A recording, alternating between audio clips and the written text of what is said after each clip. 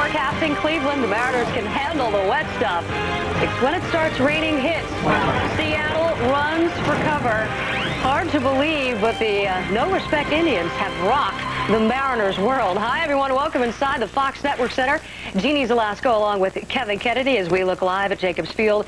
And indeed proof that John Rocker does put some effort into his day. And he is safe because he's in Cleveland. And instead of throwing water at people, God is throwing water at him. This would be your home for the entire postseason. We're happy to be here for you. And we hope, for your sake, if you live in Seattle and if you are a Mariner fan, that your postseason can continue just a little bit longer because the landscape could change greatly today. Lou Piniella, of course, calling Game 2 a must-win for his Mariners, Kevin, but this is about as must-win as it gets. This is it, and he's not a panic guy. He said, you know what, if we lose today, we can congratulate Cleveland and we go home. That's it. That's how Lou Piniella handles things. That shows that he has confidence in his ball club. But we said one of the keys in this series was stopping Brett Boone. Not only have the Cleveland pitchers stop Brett Boone in this series, they've stopped the 3, 4, and 5 hitters, Boone, Edgar Martinez, and John Olerud. Now, Edgar Martinez did hit a home run in Game 2 off of Chuck Finley. Other than that, that's been it. 3 for 32 combined with the 3, 4, and 5 guys. John Olerud, a good hitter, once again, over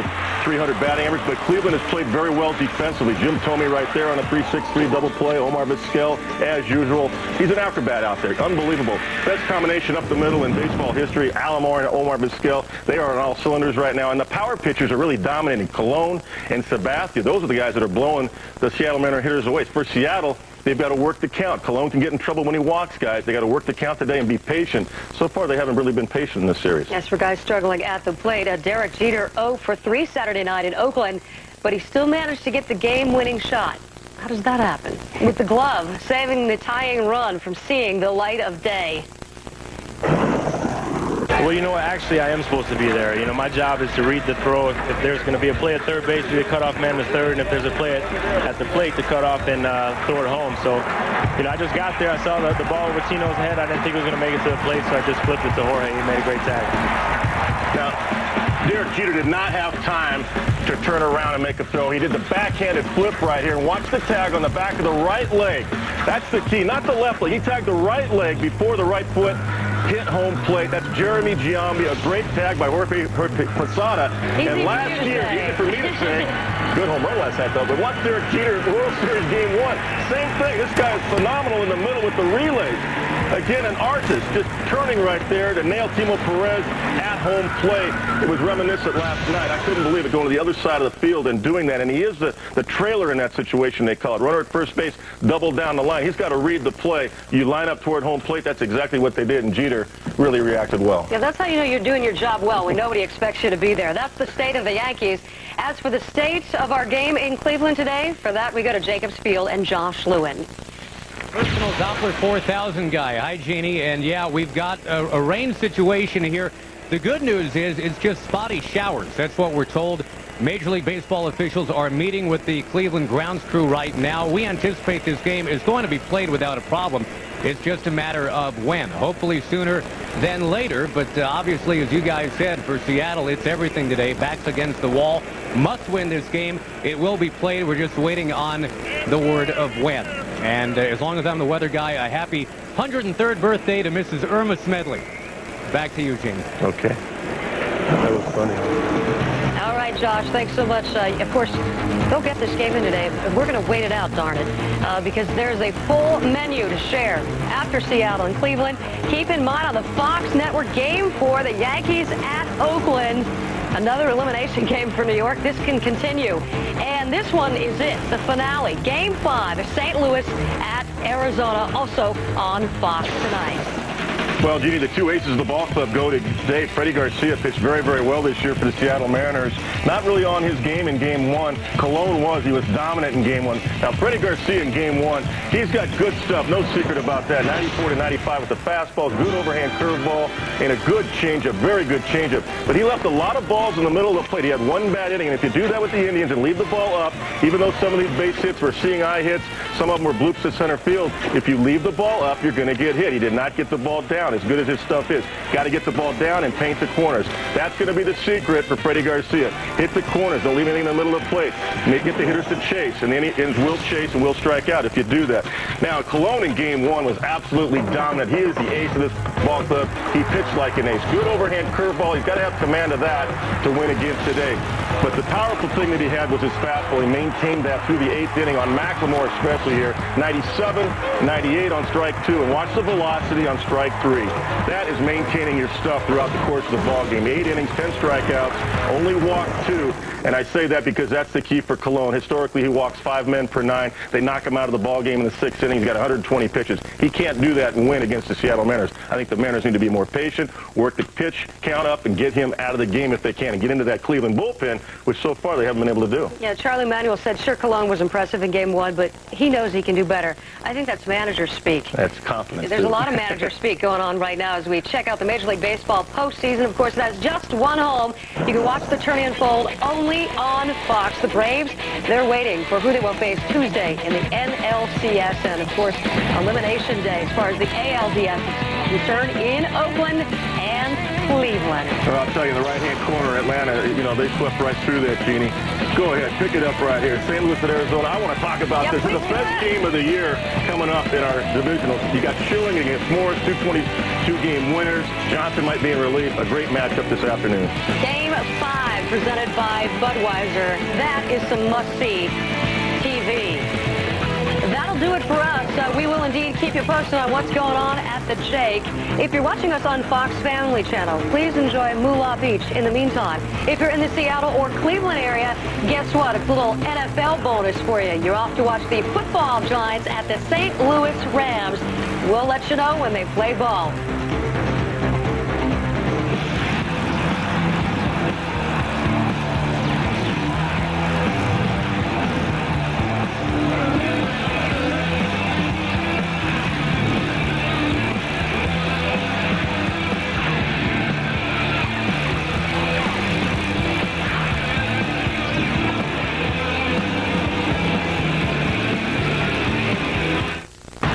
Watching Major League Baseball's divisional playoffs on Fox Family. A loss is a loss. You don't want to go out there and get beat the way we did, but look, does it really matter if we had lost 4-3 or 17-2? We'd have to win today. We're going to Seattle on the airplane after the ball game. We might as well take Cleveland along with us for a long ride. If that happens, it'll be because Freddy Garcia pitches well. Absolutely. Now, the Freddy Garcia who took the mound in Game 1, they're not sure who that was. That can't be the Freddy Garcia who shows up today, Josh. He must take command of this game by getting his fastball over, working that changeup and curveball effectively. League leader in ERA. That's the good news about Freddy Garcia. If you're a Mariner fan, we asked Roberto Alomar, who had a lot of success yesterday, to scout him out for us. He's a great pitcher. I think we have to get him early. It's like Bartolo. Those kind of pitchers, you have to try to get him early in the games. The longer they pitch, the stronger they get. So hopefully we can get him early, and we can put the pressure on the ball club. And hopefully Bartolo can pitch the same kind of game that he pitched in Seattle. And if you're an Indians fan, you're saying hopefully Alomar can come through with the kind of offense he supplied yesterday. He was on base 5 times, and Omar Vizquel had quite a day, too. Well, it's all well documented what these two magicians can do up the middle with their gloves. But how about offense? They are all around big league players and at the top of their game. 4 for 6 for Vizquel, 3 for 4. They put on a clinic, not only in the field, on defense, but offensively, they were raking. Vizquel and Alomar, and don't forget Kenny Lofton trying to set up the big guys. Gonzalez and Tomey are ready to go. Try and wrap it up for the Indians. Ichiro and the Mariners have other ideas, and we will finally see a first pitch from Cleveland right after this. Game 4 of the American League Division Series, and Cleveland leading 2-1. Cleveland will send Bartolo Colon to the mound today. A chance of some more showers. Boy, the Animals were lining up 2 by 2 about an hour and a half ago. We saw torrential downpours here. Right now we're dry, we're good to go. And we're told that if there is more rain coming, it will not be the torrential rain that we saw 90 minutes ago, so we should be able to keep going. How about the wind? It was heavy in. I mean, there was high winds. It was really coming down, but hey, the higher minds opposite prevails, and all the umpires are out, the top's off the field. It's big league ball time and postseason action. Freddy Garcia, 18 wins in the regular season. Bartolo Colon, 14 wins, the #1 starters for each of these teams today. And certainly, if you're the Cleveland Indians, you don't want to get on that airplane and go all the way back to Seattle. We spoke to Roberto Alomar about the importance of knocking this thing down right here, right now. I think it's really important. You know, we're home with our home crowd in our ballpark. It will be nice to close it here. That's what we're looking forward to. I think we have to just try to relax and try to play our game, not try to do too much. How easy is it, HUD, to relax following a 17-2 win not even 24 hours ago? Well, when you're a veteran player like Alomar, Vizquel, these guys have many years of playoff experience. You can do it. Guys that are new to it, young players, it's a little bit different for them to turn on that switch. But Seattle has got to play a better game. There's no doubt about it. And it's important for one of these teams, whoever wants this game to get off first. They've got to score runs and get on that board. It's a game of momentum, and certainly here in this pivotal game for Seattle, they've got to get off first.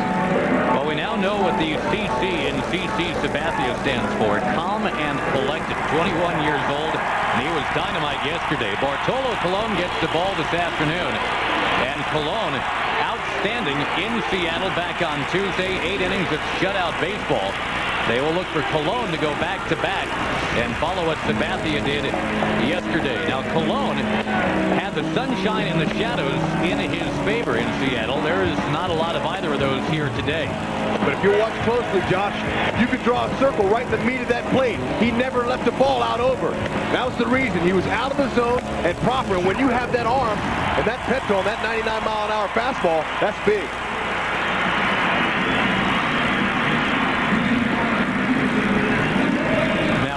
We're just wondering here, and we've already had a delay, but Lou Piniella, I believe here, Rex, is asking Rick Reed to talk to Bartolo Colon about that white T-shirt, perhaps, that he's got under the blue jersey. Well, Lou, a former hitter, he knows anything like that. I mean, you can see it. That is a lot of white showing. So Rick Reed, home plate umpire, he's going to come out, talk to him about that, and see what he wants to do. Really, it shouldn't be a problem. What a trainer will do is he'll get the scissors out and just clip around the neck. Smart move by Lou Piniella to try to already off-throw the timing of Bartolo Colon. So following a rain delay, we now have a shirt delay here before Game 4. And yeah, anything to get inside the mind of Bartolo Colon, I would imagine, at this point. It's a nice tactic. Now, Lou's pointing to that shirt. That's exactly what it is. Good managers, they'll notice that and they'll make a stand for their club. That's exactly what Pinella's doing now. And now Charlie's laughing it off. Gives us a chance, at least, Rex, to get down and get to the Seattle starting lineup. We got plenty of time for this now. We could probably tell you, I don't know, 10, 12 things about Ichiro. Now, in due time, there's a lot to talk about with Ichiro. He's had a big series, 6 out of 11. Now, after Ichiro, though, McLemore, Martinez, Boone, and Olerud, those guys are 3 for 41. 3 for 41 for the guys that have, in large measure, carried Seattle this year, hitting behind Ichiro, Javier, Cameron, Wilson, Bell, the rest of the way. For a Seattle team that has won more road games in one season than any other team in history. So you look for little rays of sunshine on a cloudy day for the Seattle Mariners, and certainly that's something Lou Piniella points to. This team 59 wins away from home, and you can make the case, Rex, that if they do win today, things shape up quite well for them. Not only do they go back home, they've got their 20-game winner, Jamie Moyer, on the mound. Yeah, and I like Lou Pinella's comments before the game, how he says, we're going back to Seattle either way. We might as well drag them along. I mean, he's got a great sense of humor. He's a smart manager. I mean, that's evident right here. He already comes out, challenges Colon with the white T-shirt underneath. I think that's a great move. He's a smart skipper. But when I talk about Seattle getting off first, that means they must score runs. Whatever team puts the runs on early, that will put pressure on the other team to catch up. This is a big game for Seattle, no doubt about it. Well, if it's not earrings, it's shirts. Omar Vizquel has already asked the Seattle Mariners to remove earrings, and now a little turnabout. Bartolo Colon had to go in and remove the white sweatshirt underneath the blue jersey.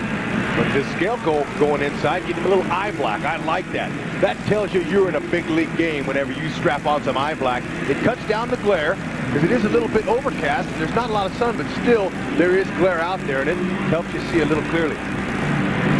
Well, Charlie Manuel's team with a chance, obviously, to put this thing to bed right here, right now. The Indians yesterday, it was remarkable. 10 Indians batted yesterday, each and every one of them scoring at least one run. And Charlie Manuel absolutely relaxed before the game. Now Bartolo with a gray, more form-fitted undershirt. Right. If he was thinking when he was putting on his pregame his pregame outfit, he probably would have looked at himself and said, you know, that's a little too much white showing. But you learn. Every day you learn in this game of baseball. And Bartolo, I'm sure that won't have an effect on him. Mel Colon, the 6-hit shutout through 8 innings in game 1 of this series. The thing to keep in mind about Colon, and the 10 strikeouts obviously a key. He has had as many as 11 strikeouts in a game this year, but Bartolo Colon is not known for going back-to-back with good outings. There he is, 99-mile-an-hour fastball. One thing the Mariners don't have to worry about is the shadow out there. It's good overcast today. He's great at holding runners. That was a big key in game 1, as he was able to hold Ichiro. He's so quick to home. He's got a nice slide step. And don't change a thing, Mr. Colon, from game 1. Just go ahead, keep the ball out of the middle of the plate. But again, the question becomes, can he do again what he did a few days ago? You know, 2 weeks ago. No, we'll get to that in a moment. Here's the grips first. All right, Bartolo's going to use that high-riding fastball here in this picture up here. He could go with that with a 4-seamer. 2-seamer has a little more dipping action, a little movement. Curveball, it's a nice one. It's effective, and he'll use that along with the changeup here in the bottom right-hand screen, the circle change. These are 2 pitches here, this one and this one, that are important. And again, Colon, the 2 criticisms he's heard all year, he has not been there in a big game. This is certainly a big game. And the other criticism, he cannot follow one good start with another. I was going to say 2 weeks ago, 8 innings of shutout ball against Minnesota. His next start, he did not get out of the 2nd inning. Well, a lot of the stats we'll read here are during the regular season. Like I said before, you can throw out whatever happened in the regular season. Colon's big day to step up right here. Strike 1 is very important. He just got it. A 2-hour, 20-minute rain delay followed by a 4-minute shirt delay. And another strike from Colon. It's important he goes and right after these hitters. But Ichiro, like he's done all year long and in the postseason, he's been able to manage to get on base. He's got a short swing, he uses all field. When he's on, he really likes to bump that ball into left field. But the great ability to keep his hands back does Ichiro Suzuki.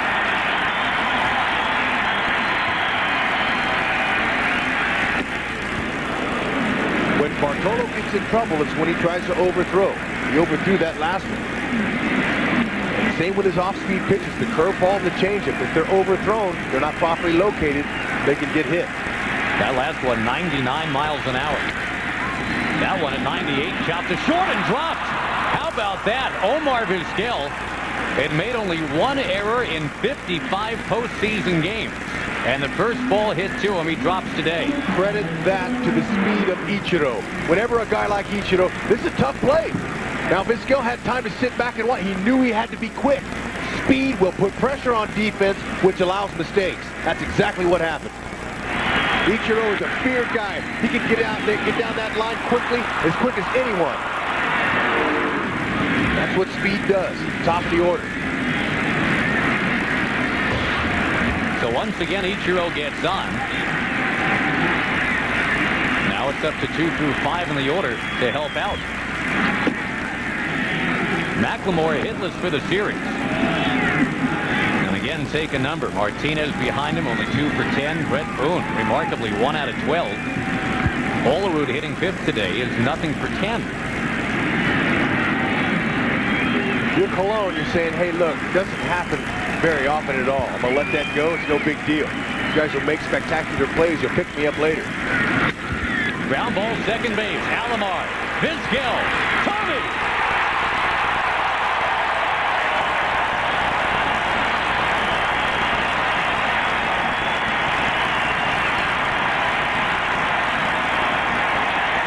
They didn't have to wait too long to prove you right, Huck. Absolutely not. Here it is. Ground ball. McLemore spanks it well. It's hit nice to Hopper. Little card flip to Vizquel. Little offline, but nothing from Vizquel. Had to put a lot on that ball to first because McLemore can fly. We will forever now refer to that little frisbee backhand flip as a jeter. If you watched the A's and the Yankees last night, and you'll see them again on Fox in just a little bit. Right here, scoreless first inning following the rain delay. Game 4, Colon against Garcia. Now Colon against Edgar Martinez. And a strike. So far, Colon looks like he hasn't changed a thing from game 1. Going right out. He's got a good tempo about himself. Good rhythm. He's keeping the ball in the middle. Off speed, a hit in the air. Now Bartolo Colon was, in the words of Charlie Manuel, kind of fastball happy in Seattle, but that was fine because no one could see or catch up to that fastball. Josh, when you're an overpowering pitcher like Bartolo, that's an advantage. If you're a thumber, what they call in the game, a guy who's like Jamie Moore, you got to be perfect. You can't miss your spots. If you're overpowering, you can miss in the middle of the zone and get away with it.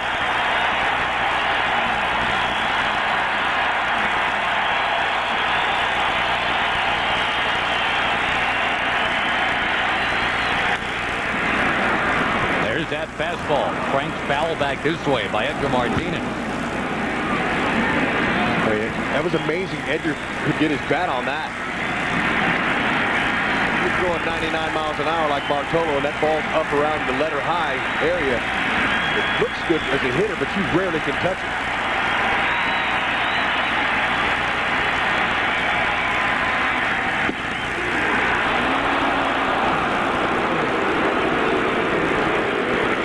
Good spot on the outside corner.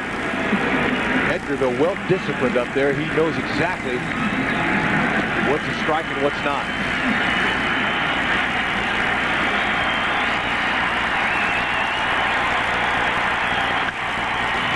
Solidly into the right field corner. Domi stretching out, couldn't get it. And Gonzalez having to dig it out of that corner. It's a 2-out double for Edgar Martinez.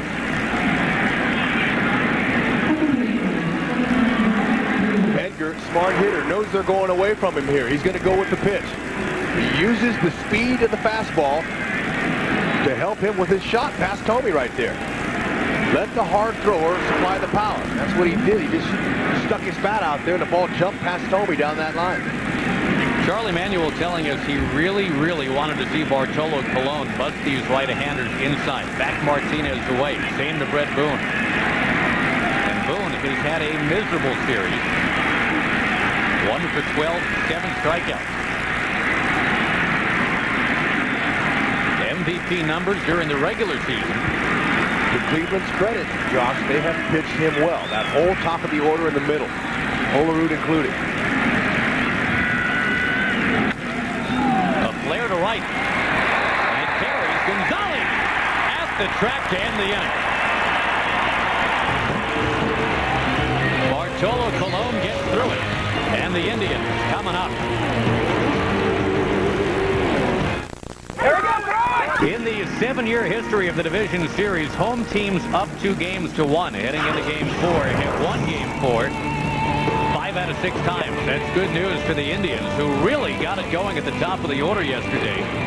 1 through 4 had been miserable, but yesterday, how about 12 for 19 with 14 runs batted in? Yes, they were solid as you can be, and that's how Cleveland runs on all cylinders when the top of their order gets in there. Freddy Garcia to the mound. He led the American League in ERA during the regular season. Did not have his best stuff in game 1. Absolutely not, Freddy. They are looking for the real Freddy Garcia to step up today. And Seattle needs to continue to win or play a good game so they can advance to game 5. He's got to act like the staff ace today, no doubt about it. Keep the ball away from the middle. He's got to go 6 innings, and if they have the lead, Pinella likes his chances with that solid bullpen after 6 innings.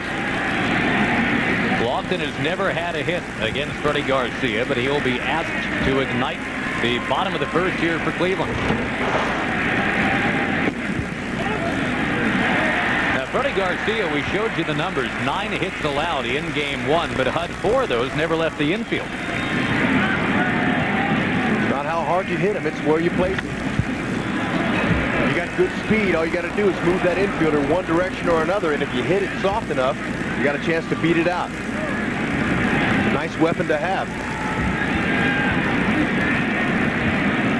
Speed's one of the skills in baseball you can't teach.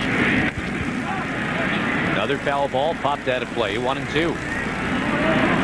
Either you got speed or you don't. If you don't have speed, you better be able to do the other things. Hit with power, drive in runs. Have a strong throwing arm.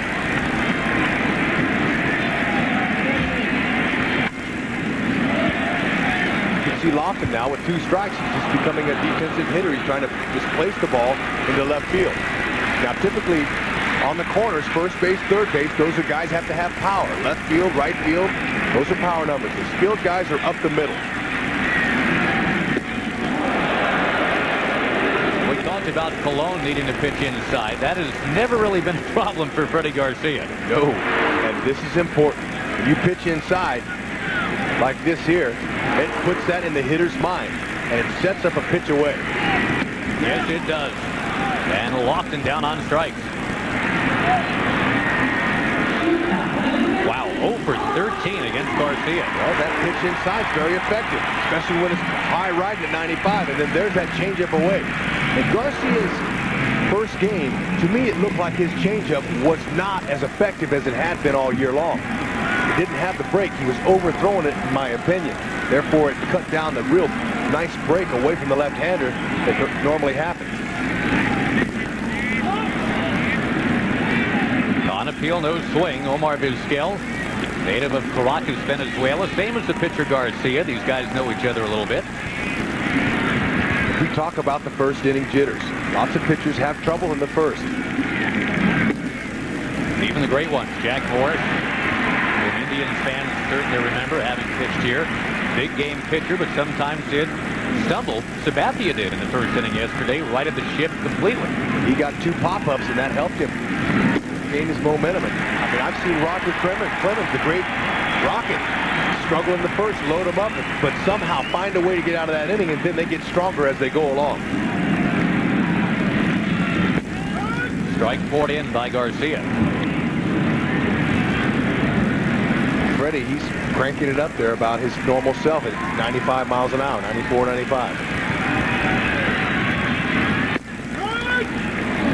One thing to note, if we do get a rain delay at some point during the game, Lou Piniella says he's going to stick with Garcia, even if it's an hour or 2-hour rain delay. He figures Garcia, rusty, is better than anything he's got right now. Vizquel tags it to center. Cameron drifted, makes the catch. Not quite Willie Mays, but he showed us a little bit of it. Cameron is a phenomenal athlete. He's got gazelle-like strides. This guy, he can pick up the ball. He takes the proper route. If that was a can of corn, he had it all the way. Good strides, talented athlete, gets a great read, great jumps. Hardly anything ever falls in center field. He deserves a lot of credit for his defensive play this season. Now another of the big guys from yesterday, Alomar. And how do we mention that Garcia, if there's a rain delay, would be brought back? Not so for the Indians. Charlie Manuel telling us if there's a delay of more than 40 or 45 minutes, he would not hesitate to shut down Bartolo Colon and go with Dave Burba. That's because he has confidence in his longmen. He's got a couple longmen to work with. Piniella, he doesn't have that luxury.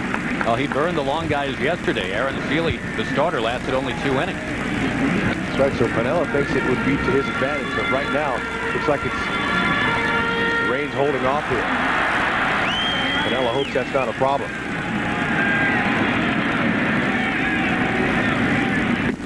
Garcia strikes out Alomar. In fact, he struck out 2 in the inning, and Game 4 is scoreless after 1.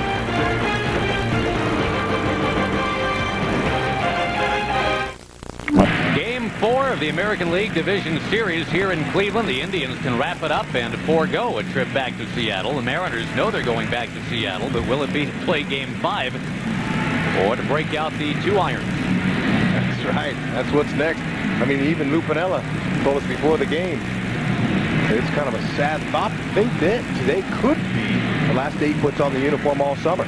Well, especially with as much love as the Mariners have gotten. I mean, heck, they've got the batting champion, the RBI leader, 8 All-Stars. Only the second team ever to win 116 games. So remember, the other team that won 116 did not win a World Series. The 1906 Chicago Cubs. Obviously no playoff round if they get through back in 06. But you know what? Yesterday, there were no comparisons to the 1906 Cubs. It was more like the 62 Mets, the way the Mariners played. Oh, yeah. You know, that's not how they've played all year long. Starter Aaron Seeley yesterday. There's Brett Boone. He made a throwing error earlier in the game. But, you know, these guys are all human.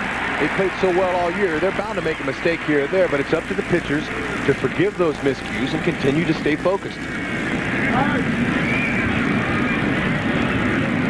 1 strike to count to Olerud. And you talk to these Seattle players to a man.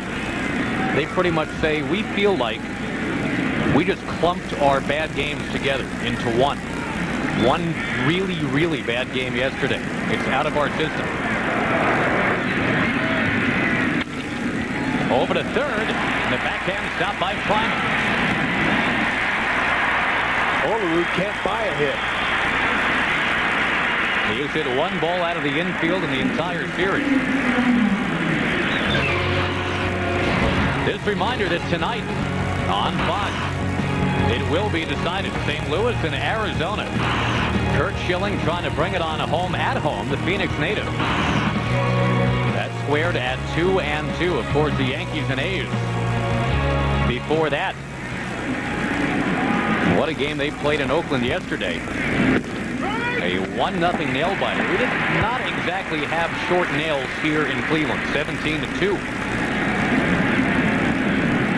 We were interested in this game. I mean, it was great to see an offensive production like we saw from any team. Taking the mistakes that pitchers were making and turning them into runs, and scoring, and especially in the home crowd here, they were really turned up about it. Same way Seattle fans are out in Seattle.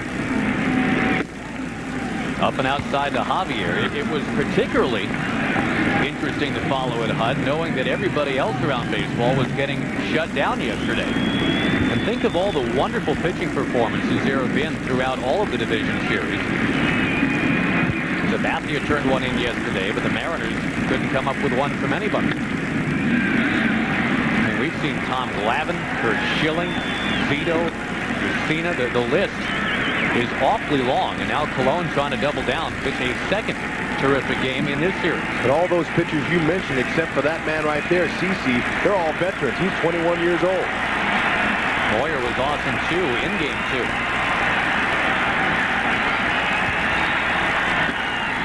And interesting also, I think, Rex, to see Jamie Moyer here. A lot of pitchers, and Jamie Moyer was given the option to do this. They head home, get a good night's sleep.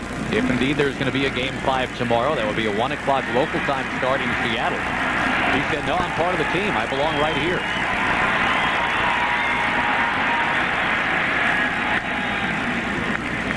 Stanley Javier putting on a battle with Colon here. Good hitter, hits to all fields. He'll show some occasional power, not a whole lot of power, but Lou Piniella doesn't need him to hit for power. He wants him to move runners, hit doubles, get in scoring position, score runs.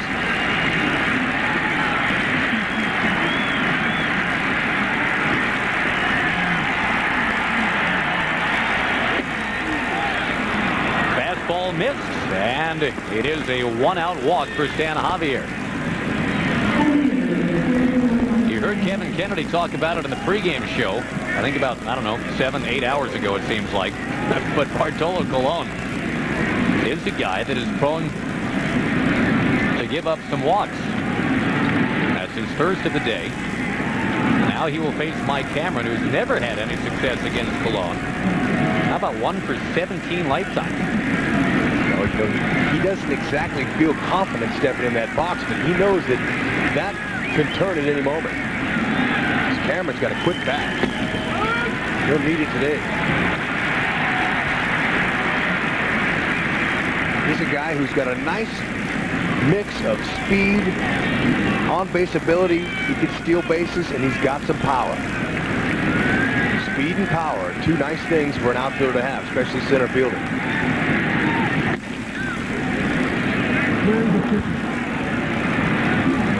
But you're right, though. If Bartolo Colon gets working too quickly, it's going to be up to Einar Diaz or Dick Pohl, the pitching coach, to go out and slow him down a little bit. Get too far ahead of himself. He has a tendency to work too fast, and sometimes that gets him out of the strike zone.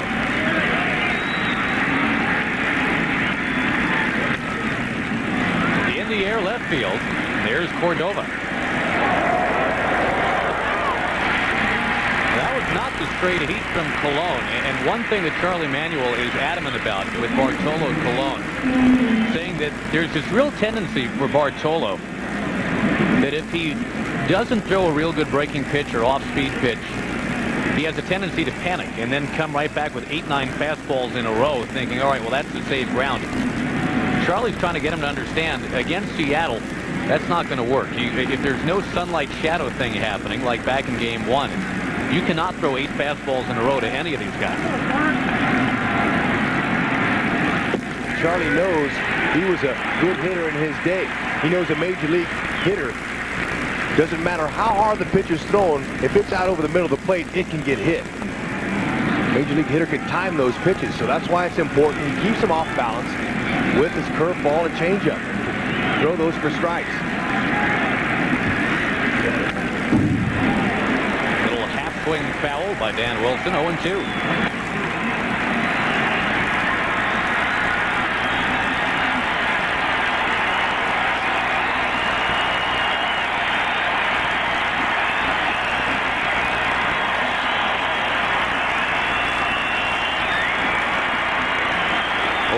Dan Wilson can't just sit back and expect some kind of off-speed stuff. He'll be protected with 2 strikes.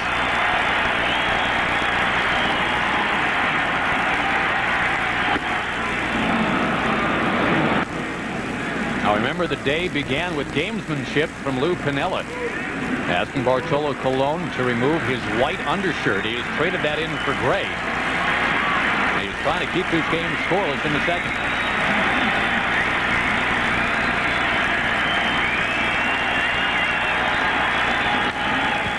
Second base, Alomar. Bottom of the second coming in Cleveland. Gonzalez, Tomey, and Burks to the plate.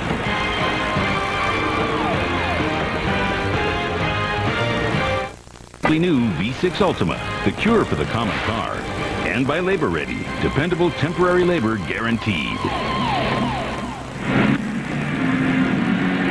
Cleveland, Ohio, the rain has cleared away. We are playing ball, and the pitchers so far have taken center stage after a 17-2 lapper for Cleveland yesterday. Josh Lewin, Rex Hudler, and Juan Gonzalez now coming to the plate. Juan Gonzalez cleaned up yesterday at the plate. 4 hits, 3 runs batted in. Gonzo may not say a lot to the media, but when he lets his bat do the talking, there's no need to say a word. He hits them over the fence. He hits some by players, and he's a hitting machine when he's hot. He's getting his pitches. But so far, Freddy Garcia is looking pretty sharp. Juan Gonzalez, remember, he had the huge 1996 division series, 5 home runs against the Yankees in 4 games. He slipped in 98 and 99. He is back in 2001. Back with a vengeance yesterday. You talked about Garcia. And this should be a delicious matchup here. Power hitter, power pitcher. So far in this series, the Cleveland right-handed batters are hitting .343 with 2 homers and 10 RBIs.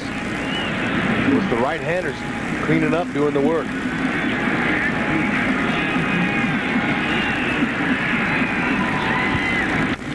Hammer to left field. There it goes.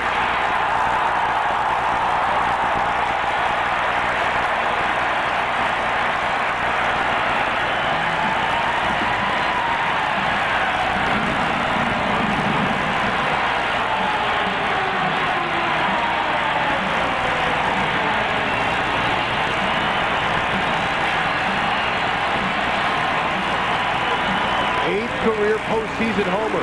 If it's not well placed, Gonzo will let you know. Off-speed pitch. Pass out a set of earplugs because it was loud. He palmed that. He really hit it hard. You could tell by the sound that that had a pretty good chance. You always hear the cliche about a baseball being a souvenir. Juan Gonzalez literally hit that ball into the souvenir stand in left field. And they are still roaring here in Cleveland. Tommy trying to follow up. Freddy Garcia with a very effective changeup. He'll have to start mixing in a few more of those, although it looked like a changeup that got hit out. But it just wasn't properly located. It got hit a ton. The Indians talked about the need to jump out early. And they have. So far, one mistake, 1-0. We'll see where it ends up. The souvenir.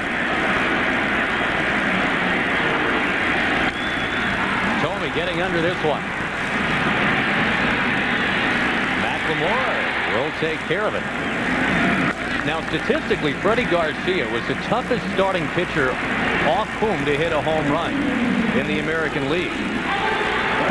But a nice, fat pitch for Juan Gonzalez. He doesn't miss those too often. No, and that's the thing about postseason.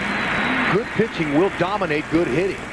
But if you will make a mistake as a pitcher, like I've said many times, that hitter feeds off of that half-inch mistake.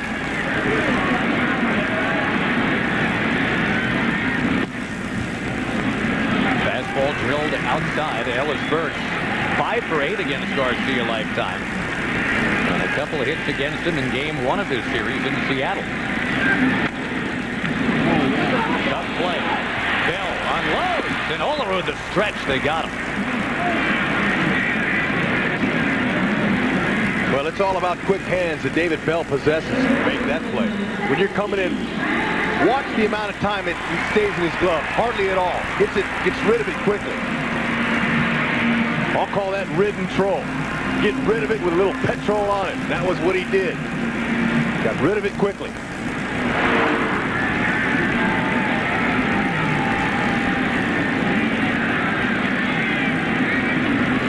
Fryman pretty good at that quick exchange, too. From glove to hand. If you're in the infield, you must have excellent hands at this level. When you say hands, maybe the average person's out there going, what's that mean? You have to have a softness about your hands. When you receive that ball, there's got to be a little bit, almost like you're catching an egg in an egg toss or a water balloon toss. You got to give with it a little bit, make it soft when it gets in that glove, and then be ready to throw it. Changeup from Garcia, good one that time. 1-2. Filthy. He has one of the best right-handed changeups in the league. Sometimes he'll take a little more off when he has a bigger break to it, down towards the right-handed batter's feet. Now Garcia finishing off Fryman, but a Juan Gonzalez home run.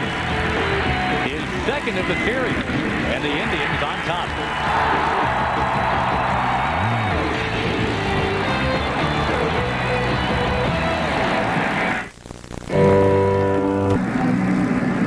Juan Gonzalez badly wanted to be in Cleveland. And the Indians fans happy to have him. Gonzalez giving the Indians a 1-0 lead here as we go to the third. David Bell to the plate. David Bell asked about Bartolo Colon before the game. If he throws the ball like he did in Seattle and he has against us in the past, it's going to be tough. But we just got to keep going and keep battling, and hopefully he'll make a couple more mistakes than he did the other day. He was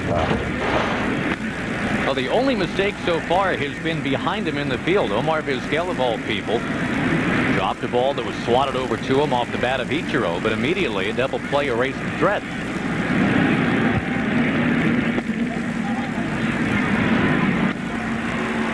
Bartolo Colon sinking behind here, 2-0 to the number 9 hitter, David Bell. This is the second time in this series put Seattle in really a tough situation. Game 2, they needed to win to at least split in Seattle after losing game 1. Seattle, they have a quiet confidence about them. We win 116 games in a year. You develop that. They had a Cinderella type season. I don't expect them to go easy. Certainly no one out of spring training could have forecast 116 wins. Freddy Garcia had 18 of them.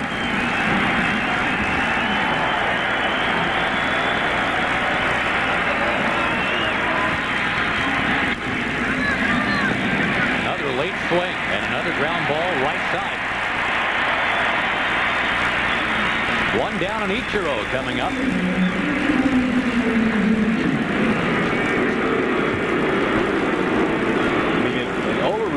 Sitting there, hasn't hit a ball to the infield. He's scalded a couple, though, and he just can't buy a hit. Now, nothing wrong with John Olerud. It's just he's been pitched very tough by Cleveland. Sometimes you tip your hat, even though hitters don't like to tip their hat to pitchers.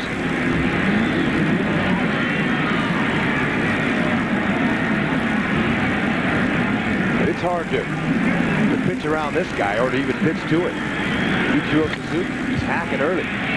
Alomar for the second out. And again, you have to get rid of the ball quickly with Ichiro running even to the right side. Mark McLemore coming up next. He tried to do that quick transfer yesterday. Get the ball out of the glove. Mark McLemore is 37 years old, and he tells us today this had never, ever happened to him before. He pulled the glove right off his own hand. Yeah, I mean, we chuckled about it. We weren't laughing at him, but we haven't seen that either. And if you want a snapshot to explain how things went yesterday, I mean, there's a sure-handed glove man. And he ripped the glove right off his own sure hand. It's part of a 17-2 loss. But you know, that's like yesterday's newspaper to Seattle. They just wad it up and throw it out. Today's a whole new day, and that's what Lou Piniella said. We're even starting to get a little brighter out here. The sun might be through. Is Piniella confident in his ball club? That ball served in a left. Cordova tracking it. And McLemore still hitless for the series. Colon cruising. 1-0.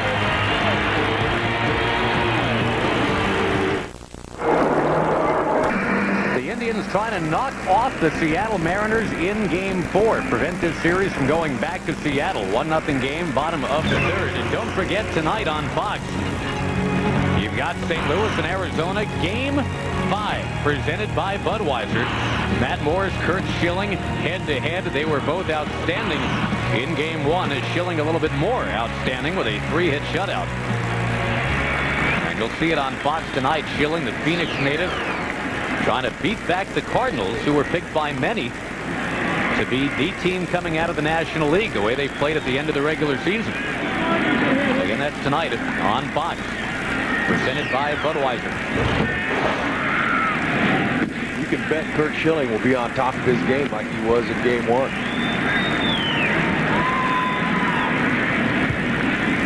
Ball one to Marty Cordova, just one of many dazzling pitching performances. Not just in that series, not just in this series, that Yankees A series. I mean, it's been a pitching clinic. Barry Zito pitched a 2-hitter yesterday and lost. And he doesn't even make this list. That's what it's all about in postseason. You can see it. Some of the names that have been in the game for a long time are back in postseason, and they're dealing. And the top name on that list, Bartolo Colon, trying to get it done again. Schilling, 9 innings. Mike Garcia did a great job last night. So it's up to the offense to try to find a mistake if you can off of these tough pitchers.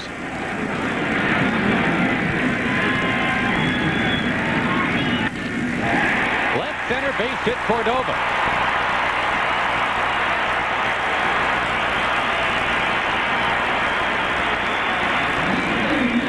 And the second Indian hit of the afternoon.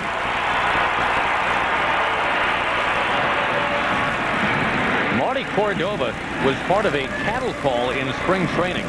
They had no idea who was going to play left field. He hit .442 in spring training and beat out about 57 other veterans they brought in, all competing for the role of fifth outfielder. Yeah, he's been the starting left fielder pretty much all year. That's what it takes, Josh. A guy who's trying to earn a spot on a big league team who's a veteran needs to come ready in camp. That's where he has to peak so he can make that team, and that's exactly what Cordova did. Credit to him. He continued the success during the season. 301. Diaz pushing the bunt to third. Bell going to second for one. And on to first, just not in time. Boone, the second baseman, sneaking over to cover. And the bunt simply had too much on it from Diaz. Yeah, Anar squares around. Perfect timing there. He just got too much of the bat on the ball. Bell with quick hands able to get McLemore good feed, who tried the relay throw to Boone. It wasn't in time. Charlie Manuel's team has a 1-0 lead. He was playing safe, playing small ball, trying to advance the runner, get him in scoring position. Sets up Kenny Lofton, who was wearing out the stands back behind third in that first at bat, just raining foul balls down on the patrons over on that side.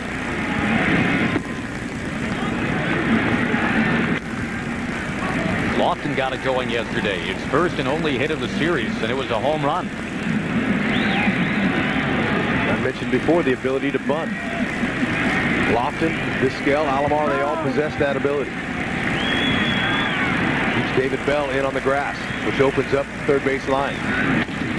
Back to the mound. Garcia to second for one, on to first. He's a tough guy to double up, but they double him up. Freddy Garcia works out of it. We're at the end of 3. Game 4 on Fox Family. It's the Indians 1 and the Mariners nothing.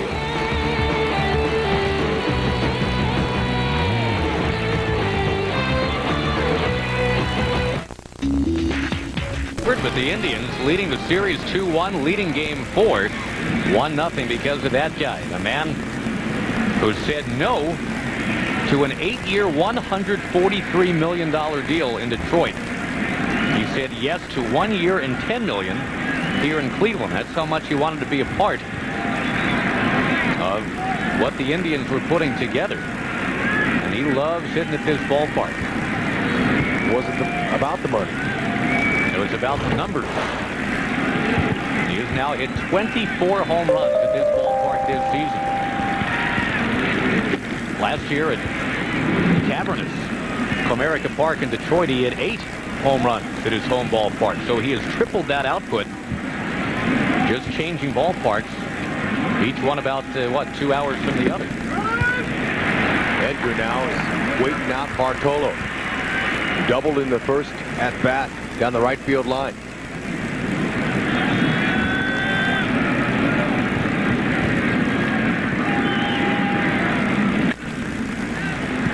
That ball swept into the crowd right side. Bartolo able to change speeds off of his fastball, which has been a good pitch for him. Baseball players will call it a BP fastball, batting practice fastball.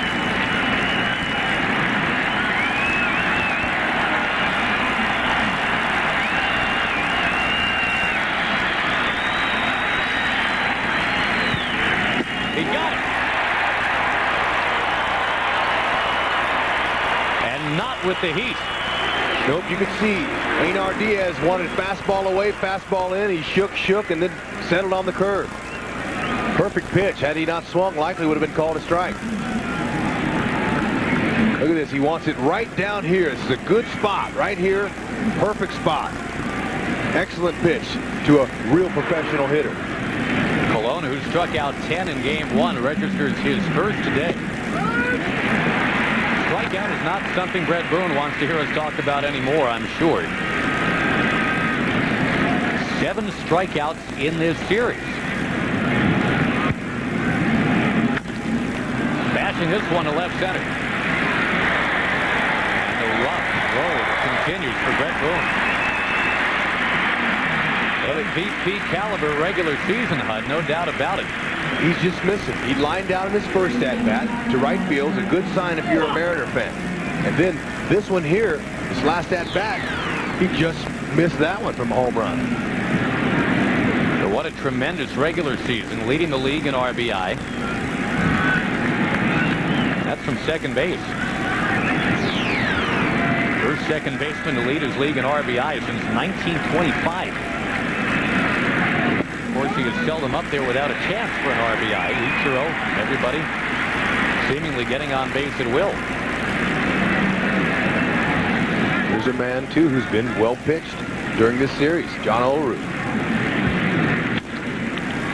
That ball getting down into right field, a base hit. And finally, John Olerud able to get things cranked up here. 2 out, 4th inning hit will bring up Javier. Olerud checks in. Game 4, pitch away. Watch how he got extended. Look at his head position, right on the ball. He's able to drop it in front of Gonzalez. I was thinking of Dunston checks in there. It was a really bad movie with a monkey, I believe.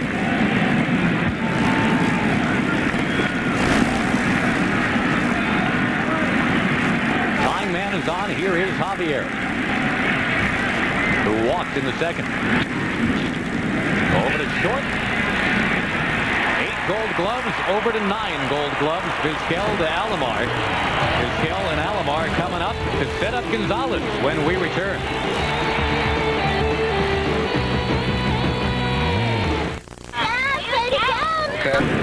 So many tour de force shortstops in the American League. Everybody knows about Nomar, but how about Omar? Drop the N and pick up, well, a bunch of aces for hits. 4 hits yesterday and 6 runs batted in. That's an Indians playoff record. We all know he's got good hands defensively, but that in turn will help him offensively as well. Hit the ball where it's pitched.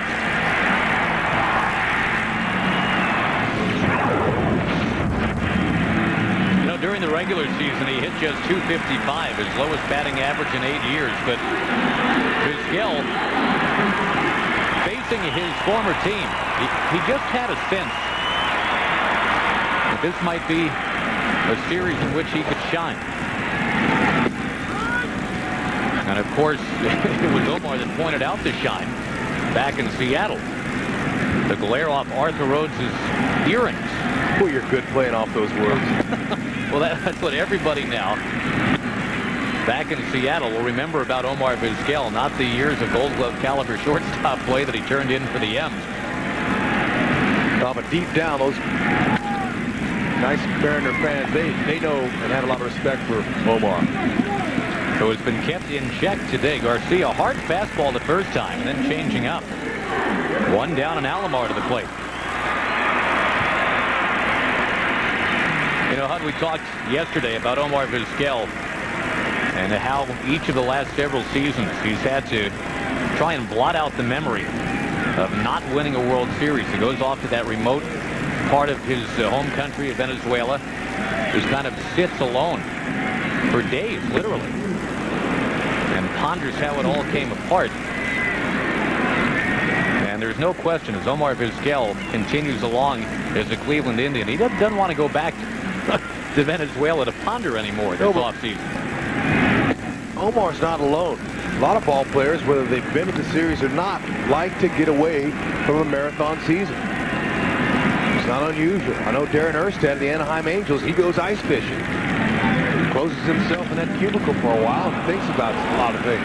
Garcia grabs this one off the bat of Alomar. Of course, it'll be a lot for Seattle to think about if they cannot come back in this series. The reason they're down today is the man who's coming to the plate right now, Juan Gonzalez.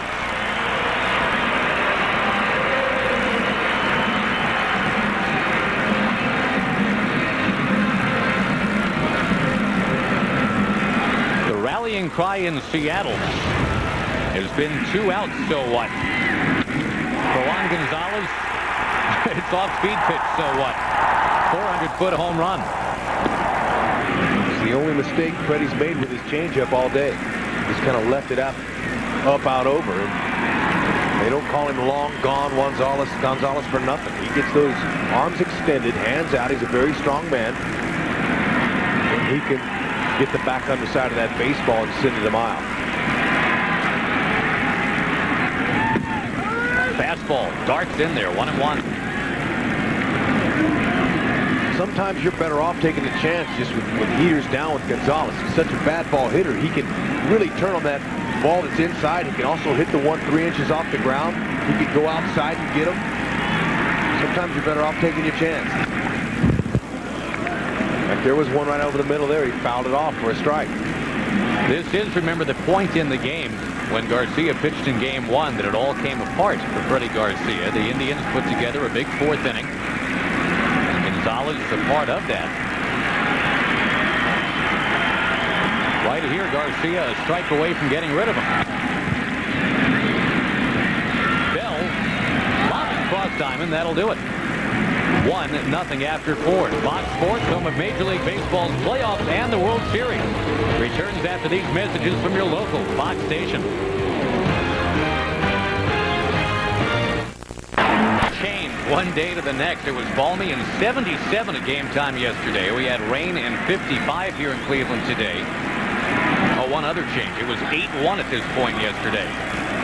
A slim 1-0 lead for Cleveland here. 5th inning underway. And Cameron taking a strike from Colon. Bartolo going sleeveless. The rest of his teammates all have sleeves except Jim Tomei at first base. Another pop-up. Colon's been getting a batch of those today. Bartolo Colon went 8 innings of 6-hit shutout baseball back in Seattle. Trying to follow it up today with a win that could propel the Indians into the ALCS, trying to dismiss a Seattle team that ran the table during the regular season, 116 wins. We spent a lot of time talking about regular season and postseason and how different they are. And the fact that Bartolo Colon hasn't been able to have back-to-back solid games during the season. But so far, he's having back-to-back good playoff games. So it's hard to figure. Yeah, again, he had thrown in for 8 innings of shutout ball, 10 strikeouts, pretty much a carbon copy of what he did in game 1. Did that 2 weeks before the fact. And then he just tanked it in the follow-up. Inning and a third at Kansas City, 5 earned runs allowed. And that's when you really heard in a high volume the criticism of Bartolo. Nah, the guy can't be your #1 starter. No way. Because he just isn't consistent enough to follow one good start with another. So far, so great today. 2-hit shutout. Floating that one upstairs, 2-1. You know, Lou Piniella, after Colon shut him down in game 1, kind of winked at the media. Promised big changes in his lineup. Actually, there are no changes in the lineup from game 1 to game 4. He toyed with hitting Ichiro 3rd in the order, but then decided against it. Yeah, I talked about leading off Cameron, McLemore, putting Javier up there. I mean, but then he looked at us and said, hey, look, these guys have won all year with the lineup I've used. I'm going to stay with it. Colon hugs the corner, 3-2.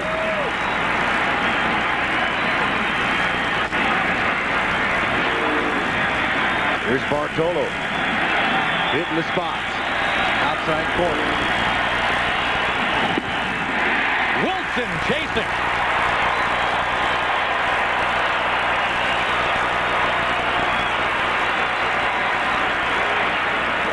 There it is. Bartolo's second strikeout. We'll see it here. Dan Wilson just couldn't hold up. He knew it was out of the zone, but when you're throwing that hard, it's very difficult for a hitter to change his mind. When you get that your hands going, it's hard to hold the bat.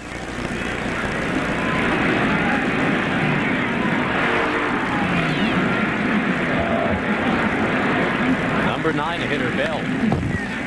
98-mile-an-hour heat from Colon.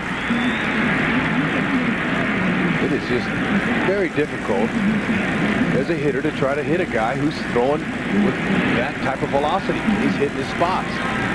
You'll hear over and over again, good pitching outdoes good hitting. It's the truth.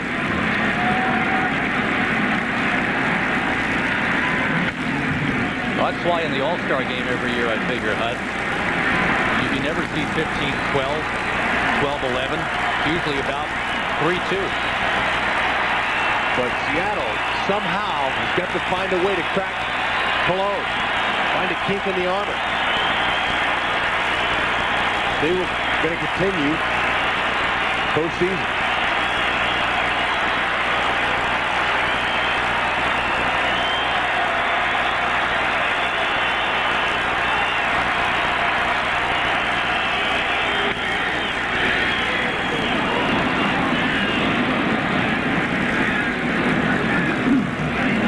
Was all set up for a practice throw. We'll see if Cologne comes right back with another high 90s fastball on David Bell. We've talked about Bell being a very good fastball hitter, but Cologne with some smoke, some vapor trails behind these fastballs he's bringing in today. Absolutely, he's got the crowd behind him.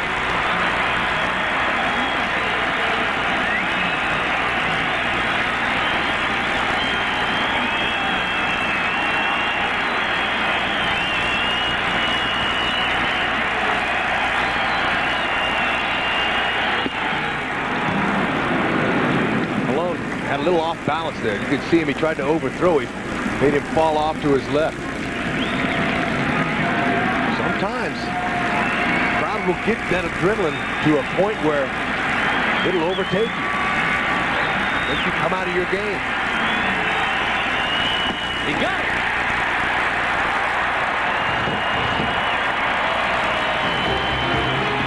Cologne's going with his off-speed pitches, throwing him for strikes. That means trouble for Seattle.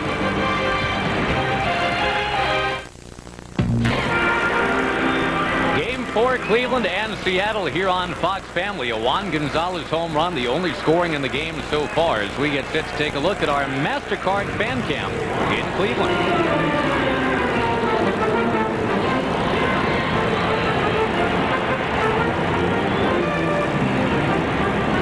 In Cleveland, no doubt. Yesterday we saw short sleeves. Today, coats, jackets, parkas, everything.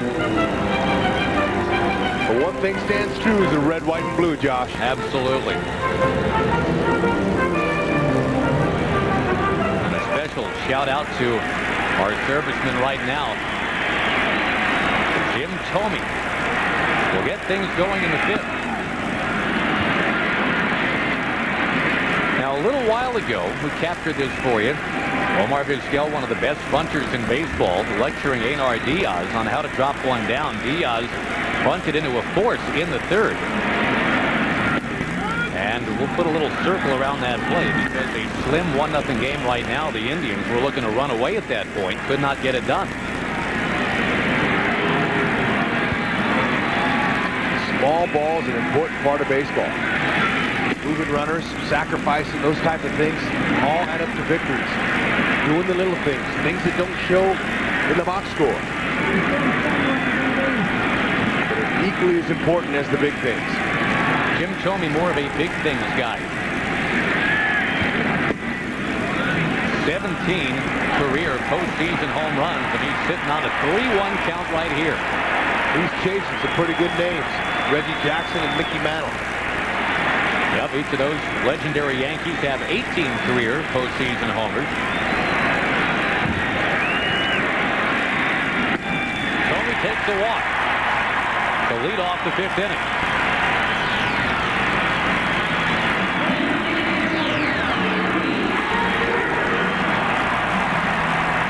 And Jim Thome, you know, he struck out 185 times this year, Rex, nearly an American League record, but he also had 111 walks. Thome always quick to point out 111 walks is pretty much 111 hits. That's right, you're on base any way you can. Walk or a knock. Ellis Burks with plenty of each this year. He sails this one into the infield for Boone. First out.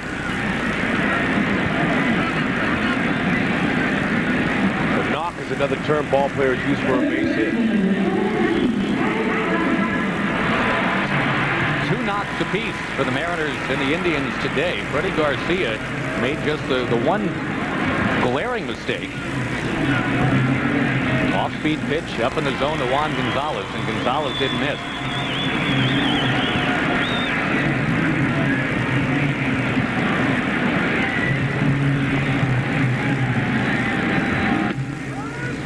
Fryman's a good fastball hitter. He likes it middle in. Freddy Garcia gave him one, but it was on the outside part of the plate.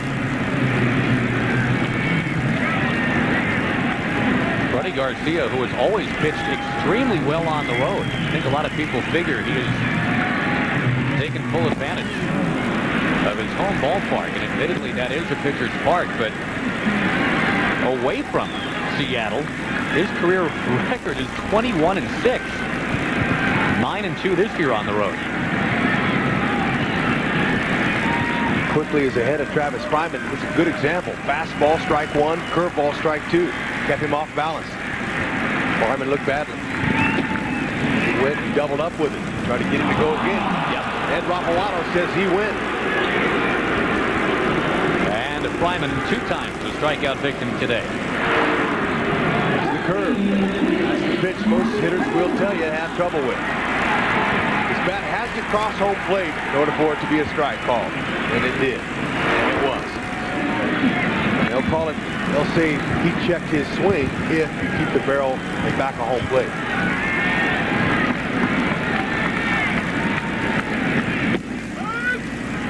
Boy, this thing has been a bungee jump for Cleveland. Game 2, they scored 1 run. Game 3, they scored 17. Now in Game 4, they're back to 1, but that's enough so far. Down in the dirt to Cordova, 1-1. Yesterday in Game 3, they just happened to take advantage of some of the mistakes that the Mariners pitchers made. And Aaron Seeley, we talked to him. He said he didn't make that many mistakes. He only made one that he thought Vizquel got the good part of the bat on. CC Sabathia, you see him there on your screen. For 21 years old, I can't tell you the composure he showed yesterday. Cordova out in front. And remember, Sabathia was on the ropes in the first inning. He had walked in a run. Bases loaded, 1 out. And staring down Jay Buhner, a guy with a lot of postseason pop. Roberto Alomar came to the mound and said to CC Sabathia, hey, look, everybody knows you can pitch. Don't try to impress anybody. Just throw the ball. He got 2 foul outs. Settled into a groove. Boom, charging. Don't just wander over to the bag, and that'll do it. In the bottom of the 5th, you got the top of the order coming for Seattle in the 6th. Ichiro on your TV set in a moment.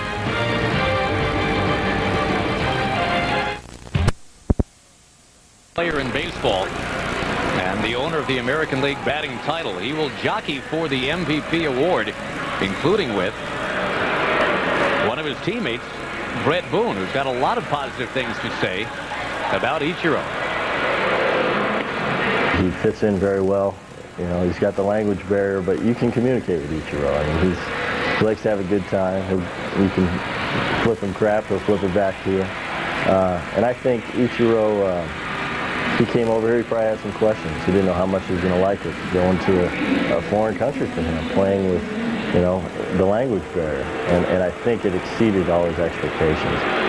Can we say crap on Fox Family? I guess we've broken that barrier. Well, sure, but you know what? He's right. I got to play in Japan in '93, a full year. There is a language problem, but not that big. I learned how to communicate with my hands. And Ichiro the same way, how he communicates with his teammates. So it's kind of, but I found out one thing, a universal language is a smile. That goes a long way. People know what that means. And it helps that his teammates have taught him, well, I guess it's not the King's English. The first phrase he learned was, I'm chillin' like Bob Dylan. Way to go. Skips it off the back of the mound, center field. And Ichiro is on for the 2nd time in the game. Will he run on Bartolo Colon? He had that opportunity many times back in Game 1, but he never got a good read. Bartolo Colon so quick to the plate. Diaz, a terrific deterrent behind the plate. Ichiro had 17 different chances to run on Bartolo Colon in game 1. He went only once. Charlie Manuel figured him out. They pitched out, and they got him.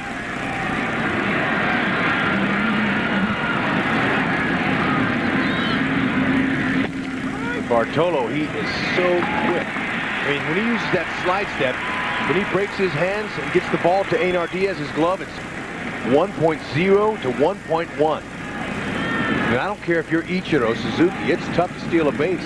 Diaz, very accurate arm, throwing out 37% of the runners. That 1-0 to 1-1, the best the Mariners have seen all year, according to Lou Piniella.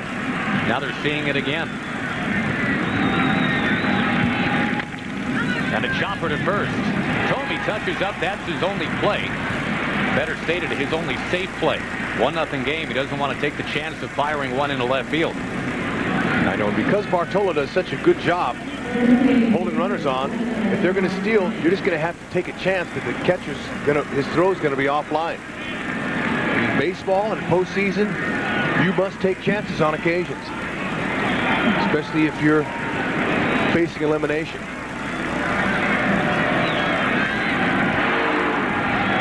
Here's the slide right here. He doesn't lift his leg up high. He just slides it. That's what they call it. It's a very slight bend of the knee.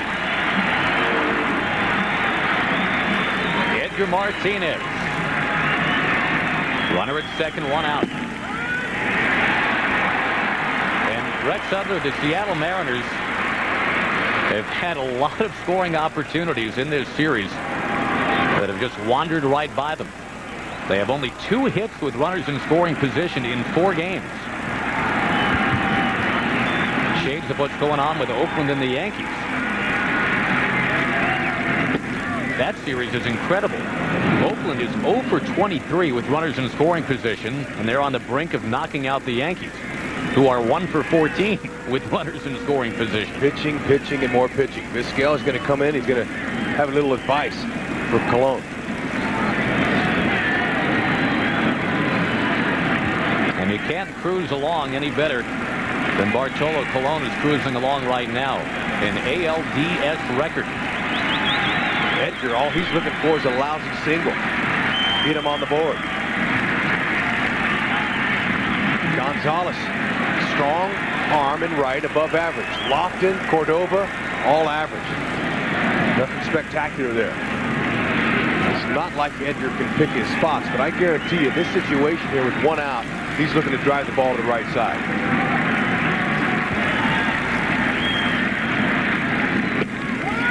On the corner, it's 1-2.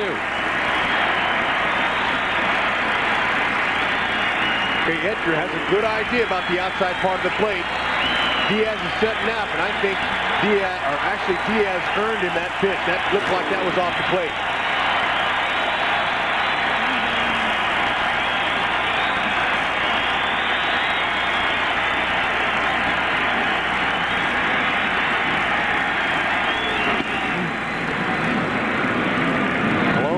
Strikeouts today, Josh, are all on the curveball. That's what he tried to get Edgar to fish for there. Right, and remember, back in Seattle, 9 of the 10 strikeouts were on the fastball. So it is a different look today. Much different look on the scoreboard. 17-2 yesterday, 1-0 this afternoon. For now.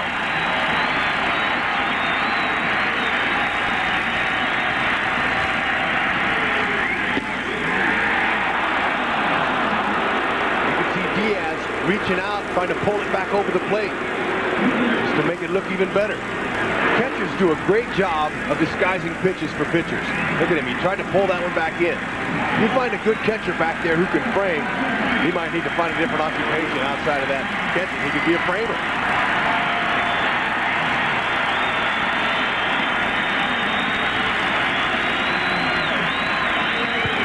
He walked him. At bat, Edgar Martinez makes it 2-on for Brett Boone. Good example of a guy who's being patient. There's a man in scoring position. Edgar's a career RBI guy, but he's not going to give in to Colon. Well, in terms of RBI, The man coming to the plate had more than anybody else in the league during the regular season, Brett Boone. But look at that in this series. 1 of 14.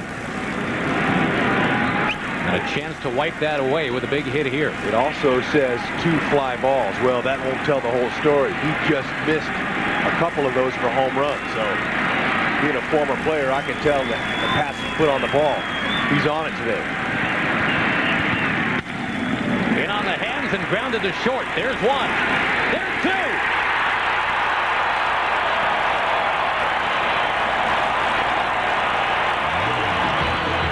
The nightmare continues for Brett Boone.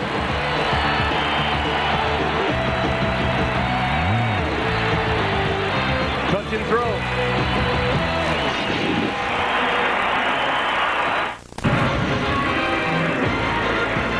Well, the Seattle Mariners double play combo has had it turned around on them. McLemore, the shortstop, hit into a double play back in the first. Now Brett Boone hitting into one in the top of the 6th.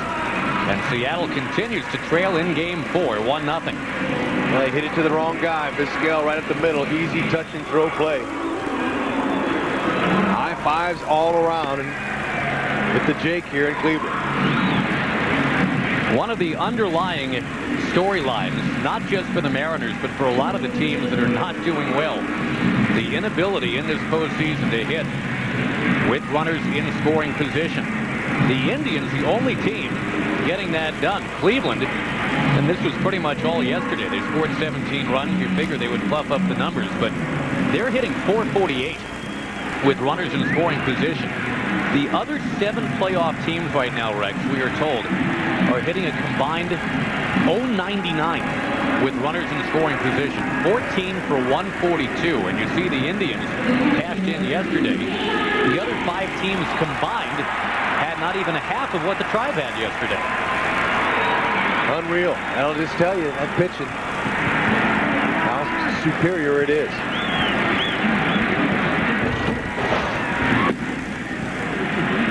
Coincidentally, today, the Indians, their lead has nothing to do with hitting with runners in scoring position. Solo home run by Juan Gonzalez, and that's been it.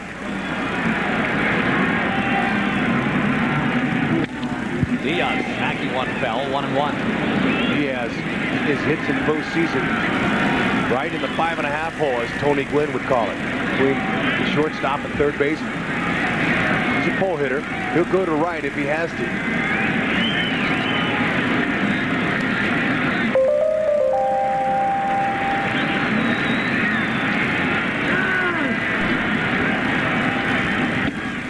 Chasing there.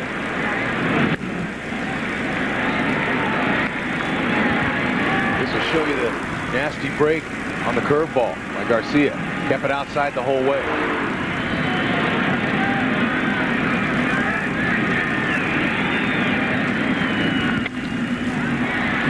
Reaches out and pokes it towards center. Diaz now 0 for 2. And, you know, Freddy Garcia is kind of lost back in the shadows of what Bartolo Colon is doing right now. But Freddy Garcia working on a 2-hitter. This has the earmarks of a Barry Zito kind of thing. He had the 2-hitter for the A's yesterday, but a 1-0 loss.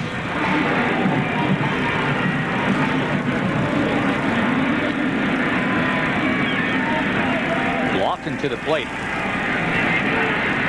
Lofton, I can see he was peeking. Might be thinking about bunting. Good call. You know, as a defensive player, you'll watch the hitter's eyes. He'll tell you.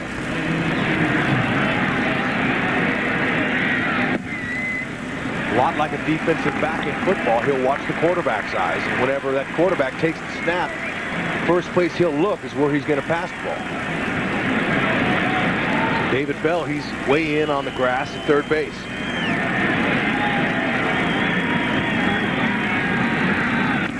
On 2-0, he dropped one down.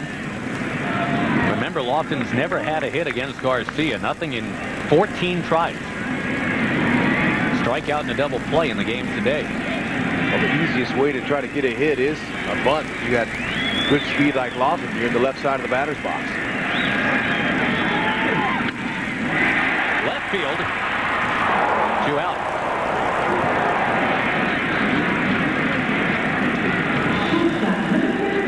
Right on the nose, but nothing to show for it. That's one of the pains that pain a hitter is he'll hit the ball hard and there's nothing he can do. It's right at somebody. We call that atom balls. Right at him. Lofton, a bunch of those in this series. 1 for 14 in the series, and we've talked about a lot at the start of this series that if the Indians were going to have a chance, Lofton was going to have to perform. Vizquel has backed him up, though. 4 hits yesterday, and he comes through with a 2-out hit here in the 6th. A lot of 2-out action yesterday by the Indians. 2-out rally.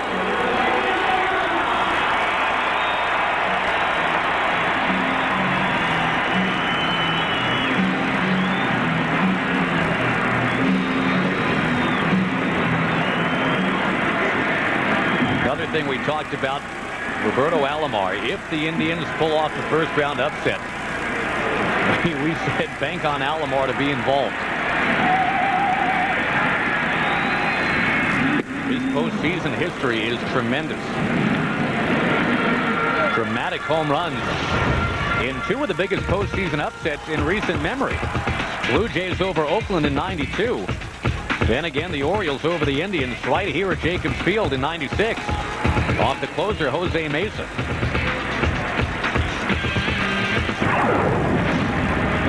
And a career .325 postseason batting average. We talk about 2-out rallies. Seattle in this series hasn't scored a single run with 2 outs. Cleveland, 10 runs. What that does, Josh, I explained yesterday, is that will break the back of the opponent. They got 2 outs, they're so close. They just keep piling them on. There's Arthur Rhodes getting ready. With his buddy Vizquel leading off first base. Count 1-1 to Alomar.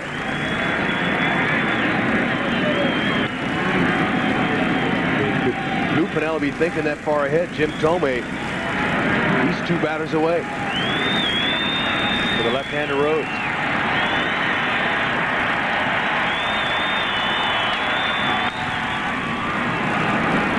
Back and out of play. Lou Piniella bundled up in that dugout. You can't blame him. 55 degrees and windy here. Freddy Garcia, the starting pitcher, has been grabbing for the jacket in between innings. But I got to use this one. Right now he's on the mound, so no more Garcia Parka. Oh, where'd he go? Here's a comparison. Both almost identical in pitches thrown. 1-2. Outside, Vizquel is down to second base. Everybody was hanging on the call from Rick Reed. Ball or strike. And Wilson had no chance, Josh. He could just put that in his pocket. Vizquel took off running way before Garcia even let the ball go. Heads up baseline. Watch him go. No chance. Excellent jump. The first Cleveland steal of the series.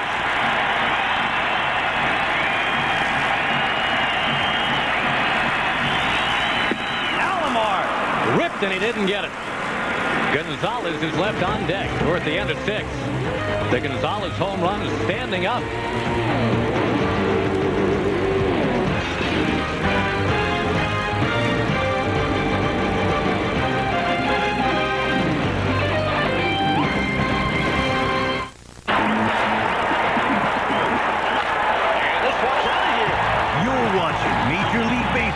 Divisional playoffs on Fox. It's Food Network, full-on football.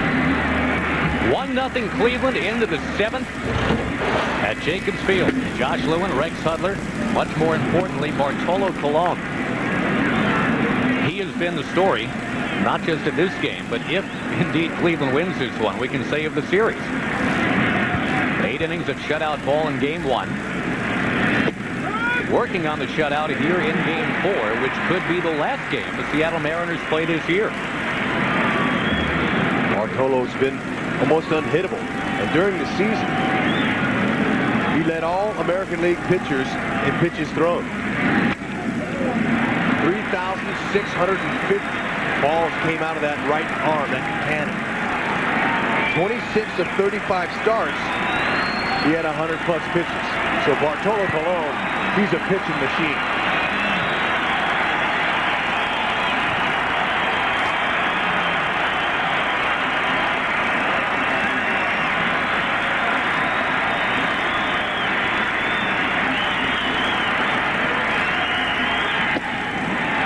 The fastball outside 2-2. And you know, Cleveland has had plenty of pitching prospects the last several years. Aaron Kirkwright, Chad O.J. The only one that has truly fulfilled his promise is Bartolo Colon.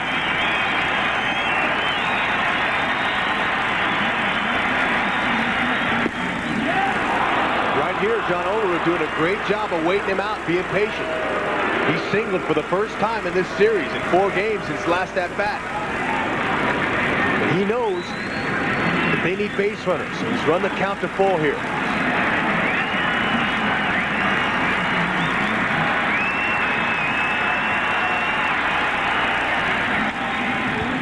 Peeled away. Remember, Olerud worked a bases-loaded walk off Sabathia in the first inning of the game yesterday. Very smart hitter and patient hitter. Hasn't gotten on track like he's wanted to in this series. But still, he's very dangerous. They are in that middle of the order, the whole Seattle's lineup. A lot of concentration going on here. Diaz wants the fastball away. Olerud spoiling another one. And he missed. Colon missed with that. That was in the middle of the plate. Olerud had his left field swing on. Just got a piece of it.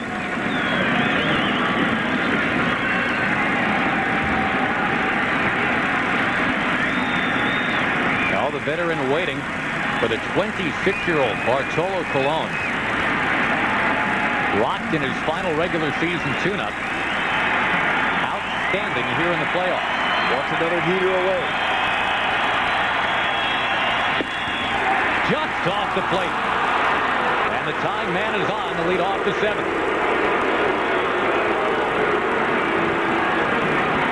Olerud got his share of walks this year. He walked 94 times and 572 ABs. You have to really concentrate up there to take that pitch. With nobody on, the pressure wasn't on Olerud to knock in any runs. So he wanted to get on base. Exactly what he wanted to do now. Stanley Javier, who's batted second in the order for most of the year, for Lou Piniella, has a good idea on what to do there in that second spot. Now, he can sacrifice bunt. He can try to hit the ball to right field to move Olerud to third base. A couple different options Lou Piniella has here. Maybe part of the reason, just trying to think along with Piniella, that he would not have Javier bunt. The man on deck, Mike Cameron, 1 for 19 career against Colon, has not come close to hitting him in this series. And another reason, Josh, is it's very difficult to bunt a 99-mile-an-hour fastball. Now, Omar Vizquel, maybe Alomar, sure, they probably could because they're Houdini. But it's very difficult. Being a bunter myself, I know that. I'd rather have something off speed. Got more time to get the ball down. Again, no sign of the bunt. And the Heat outside, 1-1. But Stanley Javier, he's an expert at hitting all fields. He likes to go to left field. There's David Myers giving the signs.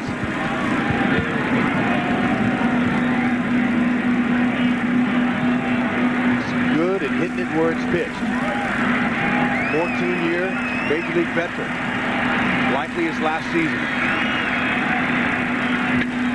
Reaches out and he spins it in the left.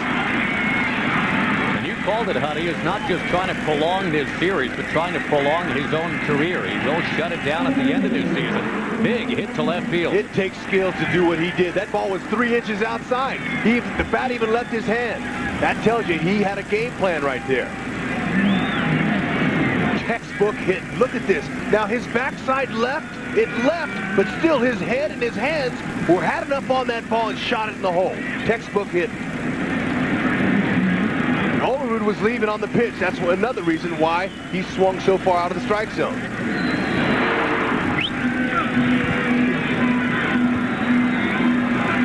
And now now this works out perfectly for Lou Piniella. The guy in his lineup that has not been able to touch Colon will probably be asked to bunt and not swing away. This is Cameron.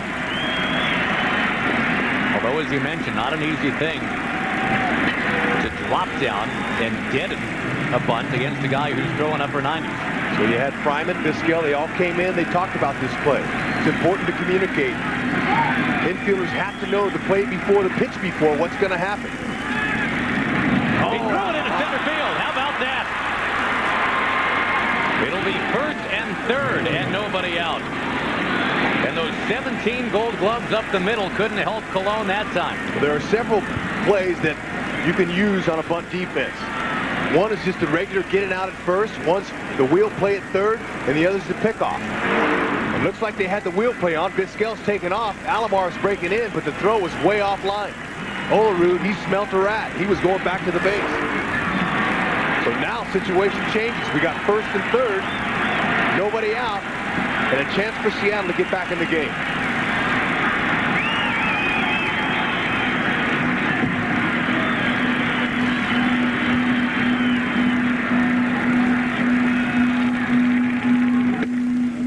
Ball one, and there is action in the Cleveland bullpen for the first time. Danny Baez and Ricardo Rincon. Josh, games of this magnitude, lots of times they're determined by mistakes that are made. Sometimes mental, sometimes physical. But that's the human nature of the game.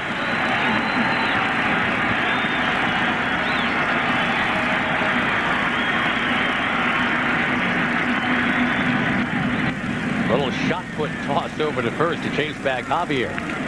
Charlie Manuel has his defense back for two. They're going to go ahead and let Olerud score on a ground ball. Fryman, he's back as well. And Javier, by the way, one of the more intelligent base runners in the game. Not the fastest, but 11 steals. He's only been caught once. He's the man at first. Not going. The pitch drifting outside. To back up what you just said, Josh, was that on that pickoff play, when that ball went into center field, Olerud took off to third. Javier, he started to go to second base, stopped halfway, thinking, hey, look, I'm not going to make an easy out. I don't want to make the first out, take us out of a big inning, and he went back to first. That's heads up.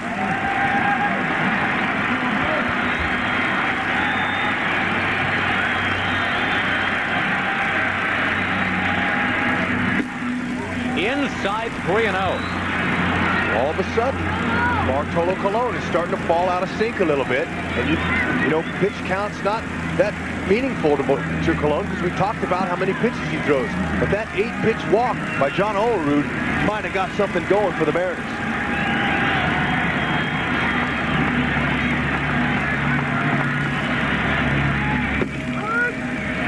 Registers a strike high up inside corner. And again, Cameron only 1 for 19 career against Colon, but he's in a terrific hitter spot now at 3-1. Hey, what a better time to get your second hit off of him right now. He's still in a good hitting count. He took a strike, that's proper. 3-1, he's locked and loaded on a Bartolo Colon 99-mile-an-hour heater. He wants to try to get under it so he can at least get the sacrifice fly in. He takes and the bases are loaded. Nobody out.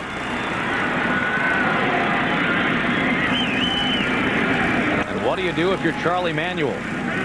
This is your ace, your number one. He looks like he hasn't been missing by much. That pitch there looked like it could have went either way. So Colon, it's important. Tommy goes in, he talks to him, tries to pump him up a little bit, massage him mentally. Now Einar Diaz is going to start walking out there, the catcher. It's Al Martin, he lurks on deck. It's Lou Piniella, he's going to his veteran left-handed hitter in place of Dan Wilson here. Looking for some offense.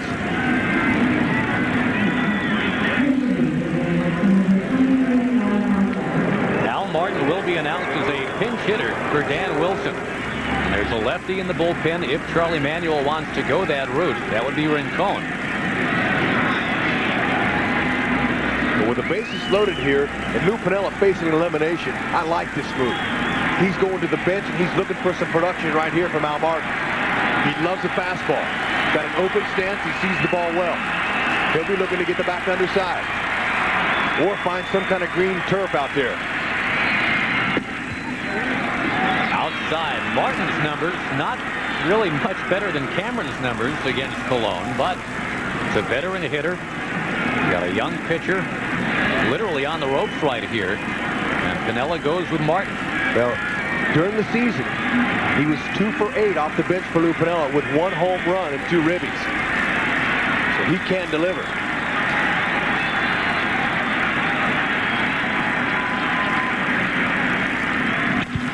On the ground. That's a big pick by Tomey coming home.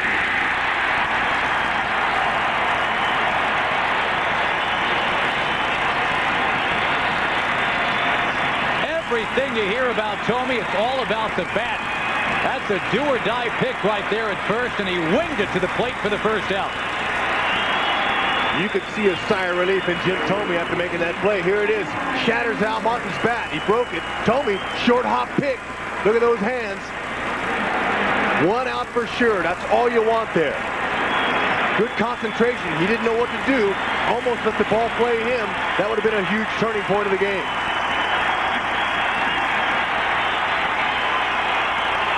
Now a double play gets Cologne out of the inning. David Bell to the plate. His dad, a long-time Cleveland Indian.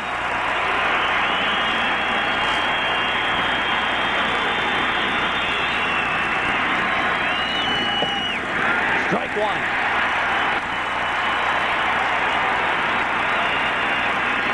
Cologne went with a small slider there. Lead him off. Most hitters with men on. First pitch, they're looking fastball all the way. So Cologne knew it. Put a little wrinkle on the pitch.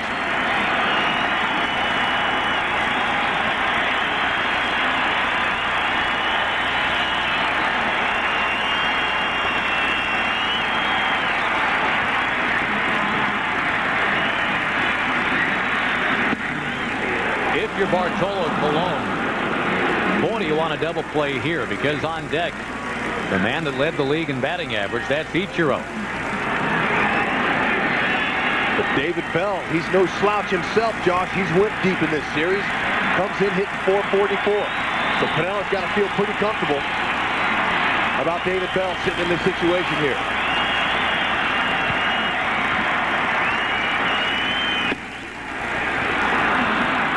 By waiting Bartolo out, heck, it favors David Bell. He's getting himself into a better hitting count. There's nowhere to put him. Bases are loaded.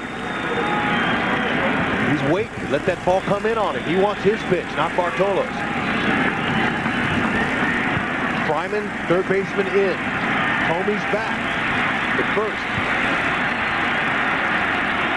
If it's a soft hit ball around the plate, Fryman will be coming for the out at home.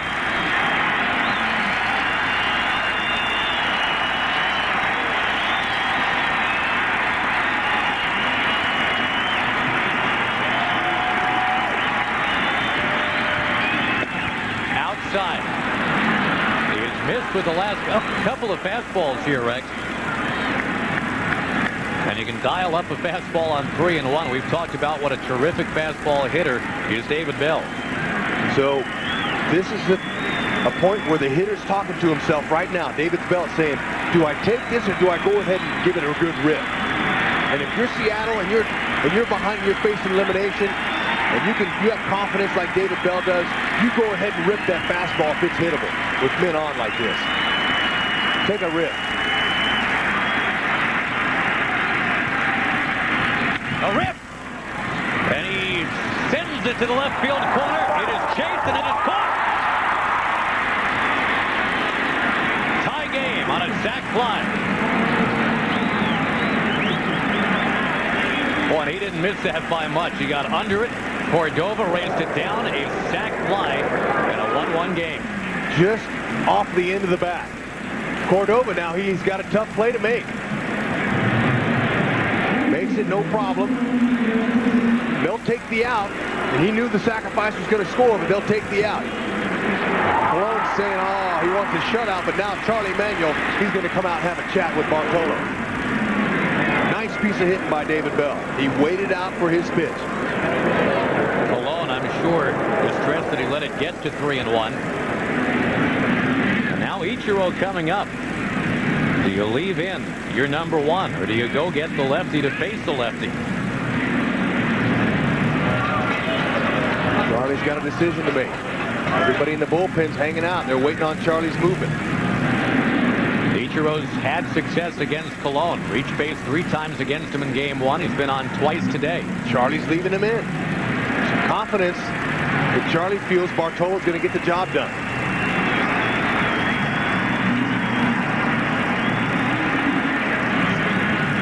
You can make the case, if Colon wiggles out of this inning, advantage Cleveland. Because remember, it was bases loaded, nobody out. If it stays 1-1 and Colon is still in the game, the Indians are feeling pretty good. But if Ichiro comes through here, 2 outs, that runner's going to score from second base. Seattle's got the lead. Mentioned arms earlier. Gonzalez, good strong arm in right. Cordova, he's deep in left. Chances of him throwing out Mike Cameron are pretty slim. Lofton, he's got a little pop gun in center. He's not a strong thrower.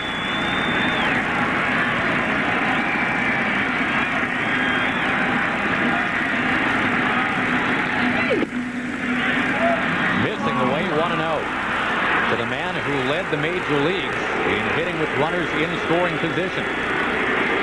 Crowd not real happy with home plate umpire Rick Reed. Looked like earlier in the game he was giving Colon a couple of the corners now. All of a sudden he's tightened them up a little. Made this a ball game, making Colon come in.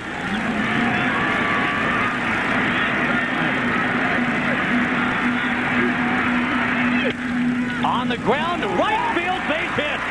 Gonzalez has the ball. Firing to the plate. Not in time. Seattle in front in the 7th.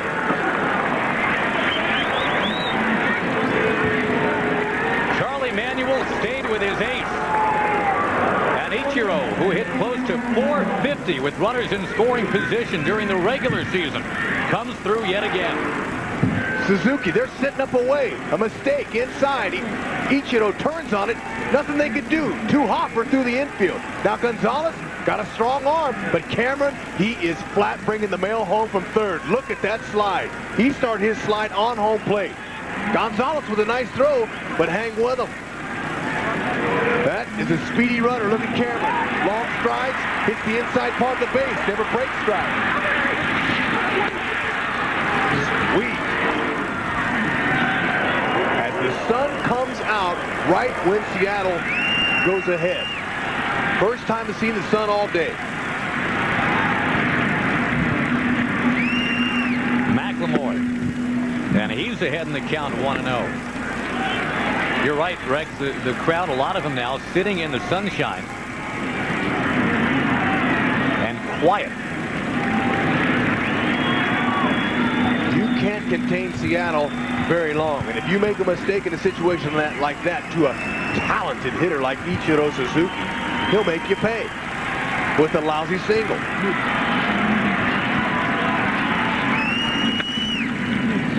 Alomar couldn't get it. In comes another. Ichiro thundering over to third. 3-1 Seattle. Seattle put a little 2-out lightning on their own, little 2-out rally. Now that'll bring Charlie out. And they just seem to be pecking Bartolo to death here. Seattle, based in elimination today, doesn't want any part of that.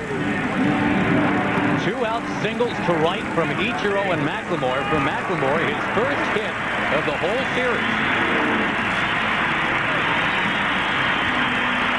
Seattle goes up 3-1, and Bartolo Colon dejectedly heading off the mound right now.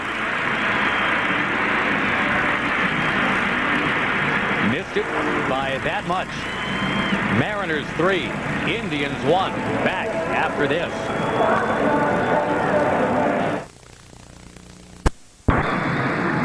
You ask Lou Piniella, how do you win 116 games? He says the little things mean a lot. And John Olerud, who was hitless for the series coming in today, had an 8-pitch at bat to begin this 7th inning. A little thing, a walk. And all of a sudden, Seattle's got 3 on the board. They lead Cleveland here in Game 4. It's called a walk and a knock.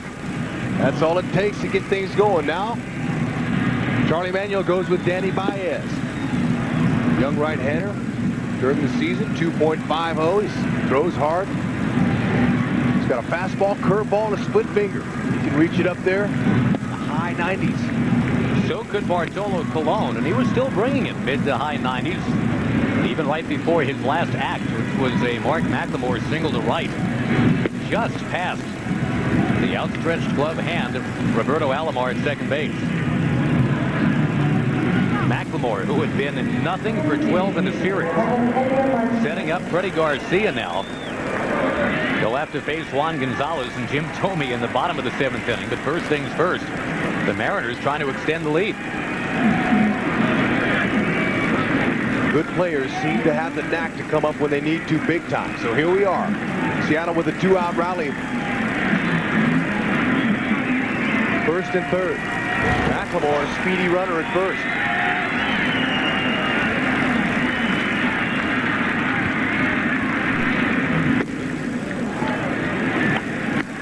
Baez just showed you a high leg kick. And the Seattle Mariners, Hut, showing what they've been bragging about all year. Those signs that you see at the ballpark in Seattle. 2 outs, so what? It's just what Seattle wanted to, Josh, get to that lethal bullpen that they have. See Jeff Nelson getting loose now. Pinella has Cleveland right where he wants it.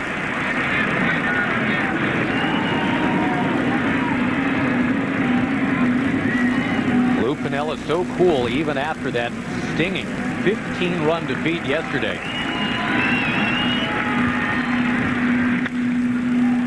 Remember, he began this game after the 2-hour, 20-minute rain delay. He threw a few more minutes on the clock. Said Bartolo Colon had to change undershirts. Some gamesmanship, but now Colon is out. New shirt and all. And it's Baez trying to get Martinez.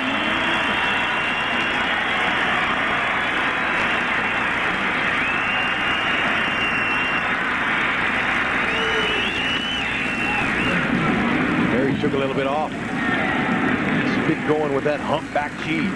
Just another word for a hard fastball. Challenging Edgar, but keeping it away from him. Edgar has the ability to hit the ball out of the park, center field and right field. And right now, all they want to do is just pass the baton and keep the rally going. Ichiro at third base.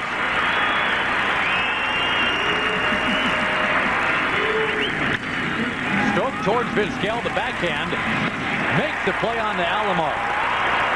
But there are blue skies, literally and figuratively now in Cleveland for the Seattle Mariners. A 3-run 7th inning. And we'll keep it right here at the stretch.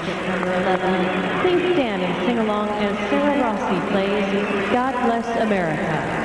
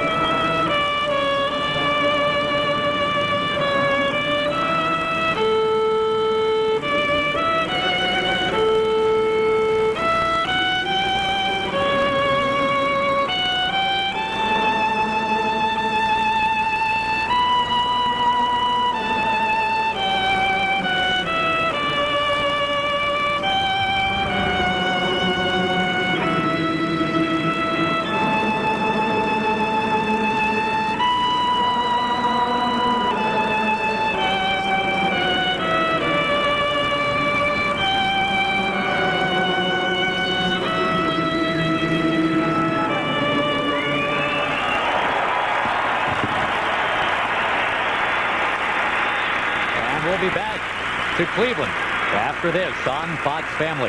There are some things money can't buy. For everything else, there's MasterCard. In Cleveland, Seattle is now hopscotched in front. Our game summary brought to you by Nissan. Juan Gonzalez gave the Indians their run in the second off Freddy Garcia. Ichiro helping to chase Bartolo Colon, part of that 3-run 7th. The Indians have been mashing the ball with runners in scoring position in the series. Seattle has not.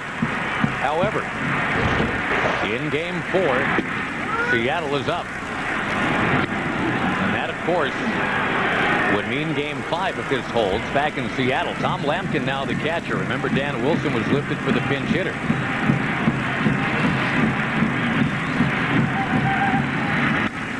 Freddy Garcia all of a sudden has a different game here in the 7th inning. He's got a 2-run lead. He's feeling much more comfortable, especially with that bullpen help.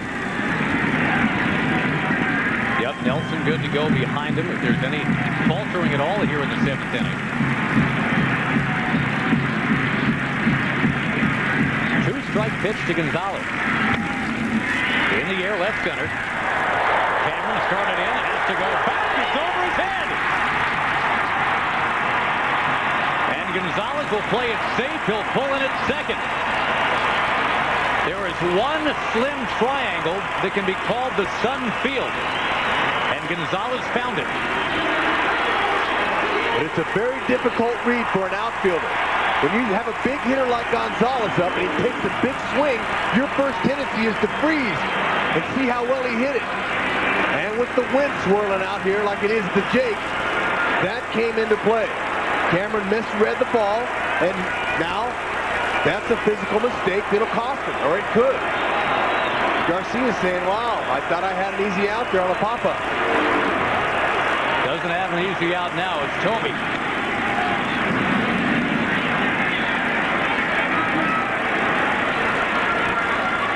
And again, the Mariners, during the regular season, absolutely clutch defensively. Averaged 1 error every 2 games played.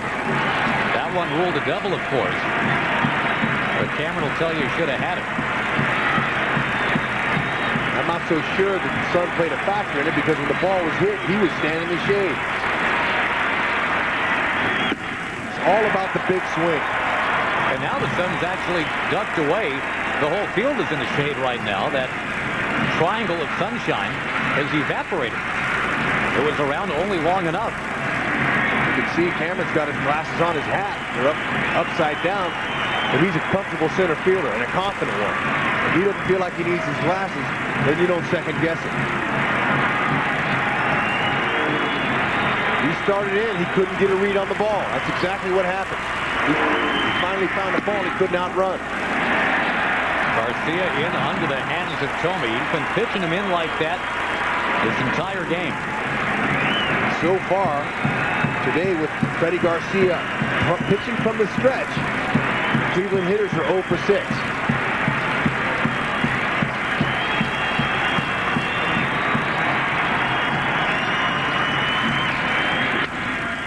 Ground ball. Boone to Garcia for the out, and Gonzalez to third. Remember, Brett Boone made a bad throw in the game yesterday. Set up a big inning. Not that time. No, good play all the way around. Tomey wants to hit the ball hard to the right side to advance the runner. Boone, nice spin play here. Tough throws. He's got to make an off-balance throw to the pitcher, Freddy Garcia, who has to catch and tag the base all in one motion. But these plays are practiced over and over and over in spring training to where the players are almost tired of it. That's going to do it for Freddy Garcia. He will leave a runner at third and leave it to this fantastic Seattle bullpen. It's 3-1. He simply looks like the character named Chief in One Flew Over the Cuckoo's Nest. Now he's the Chief because he's the #1 man in this rotation. He pitched like it today. He is responsible for the runner at third, but still, even though that runner gets home, he won't get charged with the loss. He can only win here. Freddy Garcia, though, got his curveball over, and his changeup was much more effective than in the first game of the series. So this was the Garcia they were expecting. Now he hands the ball to Jeff Nelson, a very difficult right-handed pitcher to hit if you're a right-handed batter. Nelson, 2.76 ERA. That's the number I like to see. Strikeouts, 88. The 65 and 1/3 innings pitched, that's impressive as well. He's got a 3/4 sidearm delivery, and he'll work the fastball, slider, and a forkball off of those pitches. And the only left-handed options off the bench for Charlie Manuel, Eddie Taubensee, the backup catcher, and Russell Branyan, a veteran right-handed hitter. Gets to stay at the plate here. That's Ellis Burks. And a fly ball of any depth will shave this game down to 3-2. Runner at third, one out, bottom of the seventh, 3-1 Seattle in game 4. They're trying to get it to game 5 back home tomorrow. What Burks has to face is that slider. It's a Frisbee-like slider. You can see the movement on that fastball, Josh. Right there. Started outside, came back over the plate. That's a two-seamer with a little hair on it. That's what I like to call it. Late movement.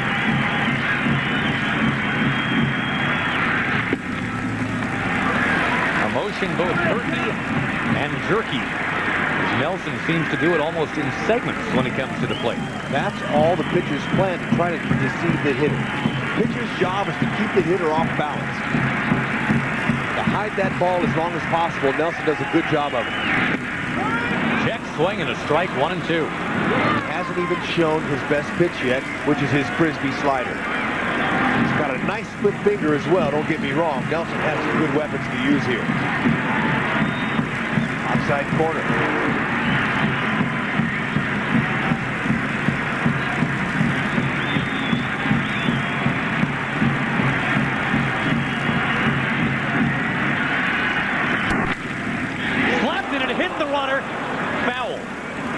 Juan Gonzalez was in foul ground when he got clobbered. That is simply a foul ball. That's why third base runners, when they're on the third base bag, take a walk and lead in foul territory. Here it is. It hits you in foul territory, no problem. If you're in fair on the line, you're out.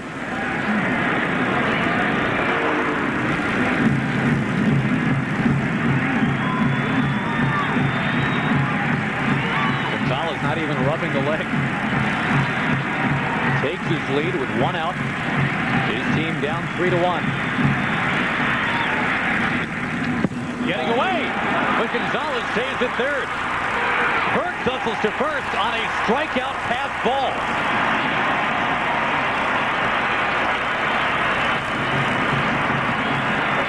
And Lou Piniella was out to make sure. Lou Piniella is out to argue that that was not strike 3. Lou's hot. Lou hasn't been ejected from a game in 2 years. So veteran umpire Rick Reed says that's the way he called it. That's the way it stands.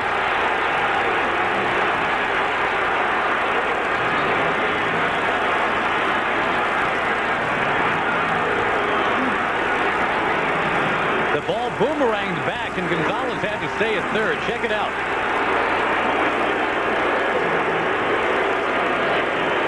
He didn't foul tip it. Didn't look like it. But Gonzalez wasn't exactly ready to score either. He's standing flat-footed. Now he's going.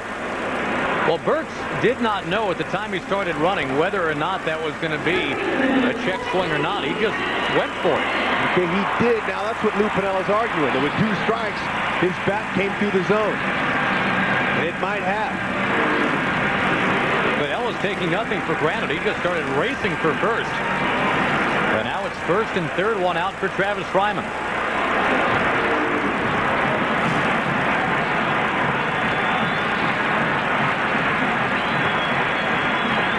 Okay, the umpire didn't say anything, so we got one out, first and third. On a check swing, it would have been an appeal down to first base.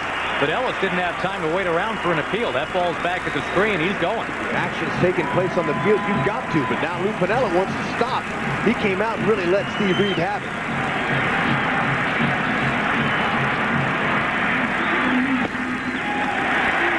And all of a sudden, it's 2-0 to Fryman. Sometimes things like this will turn the momentum. Baseball, it happens. Piniella's still ranting and raving.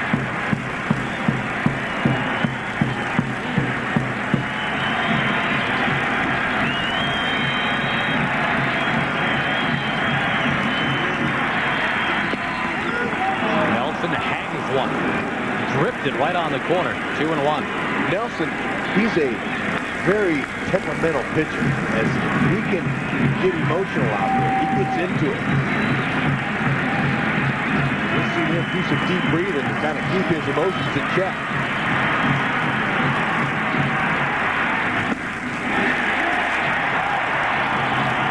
Nelson has more like a closer mentality. He snapped that ball back from Tom Lampkin, saying it's my fault.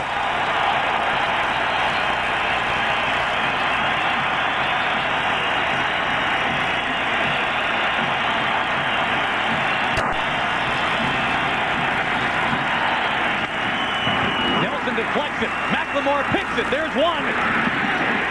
Safe at first. It's 3-2.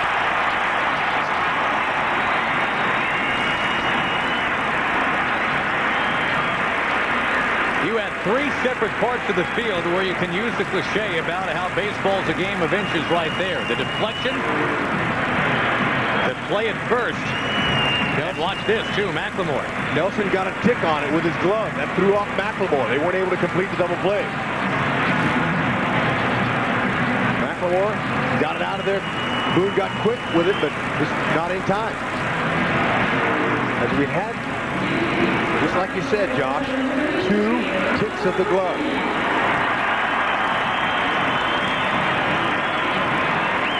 Now Charlie Manuel sends Russell Branyan out on deck, and Lou Pinella's going to counter. His lefty is Arthur Rhodes. And if it's Branyan coming up, it's Rhodes coming in. Indians back to within 3-2. And we're back after this on Fox Family.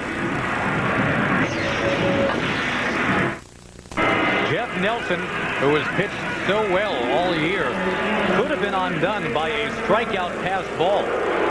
He got a ground ball from Travis Fryman, though. A run scored, but they did get a big second out of the inning. It's now 1 on, 2 out. And Lou Piniella will send Arthur Rhodes out there.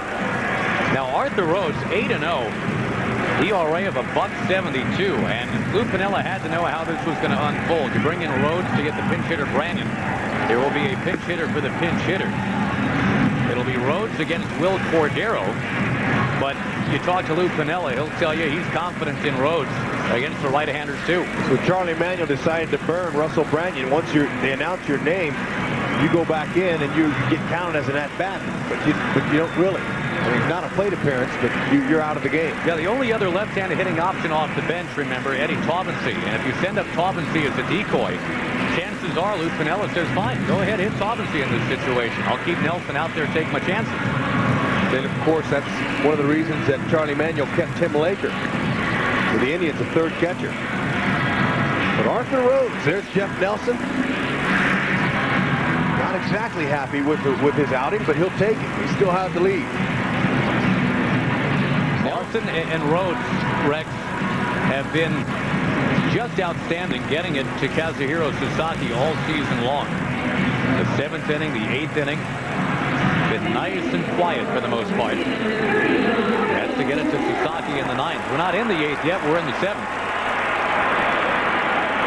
Arthur Rhodes, hard fastball, curveball, slider, change. He's got all 4 weapons. Doesn't mean necessarily he's going to use them.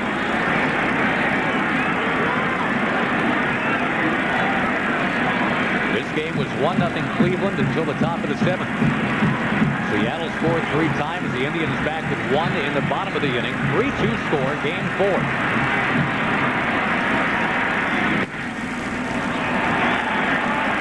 Down year for Will Cordero. Only 4 home runs, only 21 driven in. 268 at-bats. That's not many. But he was 10 for 4 as a pinch hitter off the bench.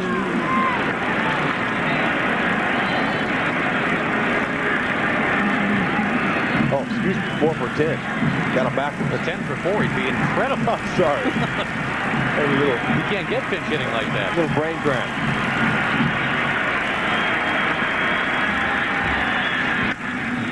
Socked out to play 1 and 2. Arthur Rhodes, he's tough. He can really be tough on righties. It's because he's left-handed and he's facing a right-hander, which breaking balls break into the right-hander. You think he has the advantage, the right-handed batter, but Cordova's got his hands full with Arthur. Buries that hard fastball and slider in on your hands, and then he'll pull the string on a changeup when you least expect it.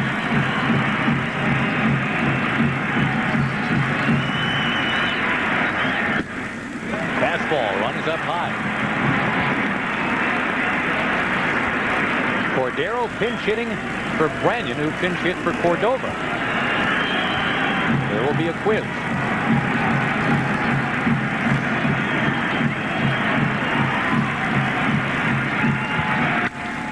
2-2 is golfed to left.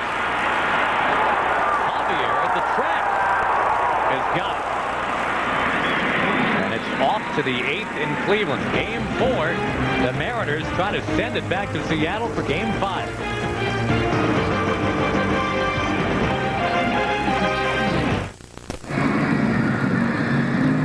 Well, that vaunted Seattle bullpen getting it done in the bottom of the 7th inning. 3-2 game. Arthur Rhodes and Jeff Nelson on for Freddy Garcia. Don't forget, on Fox tonight, the deciding game in the NLCS, as presented by Budweiser. The Cardinals and the Diamondbacks. Somebody will get the Atlanta Braves in the NLCS. But Game 5 tonight on Fox, presented by Budweiser. Kurt Schilling was just awesome in Game 1. Matt Morris wasn't bad either, but they will try it again tonight. Rex, after a 17-2 game yesterday, we've got our first nail-biter of the series here. It's 3-2. Absolutely. It is a game that has been good strategy going on here with some good pitching and pinch hitters. And a couple misplayed balls, but still, that's showing the human element here. Baez still in there.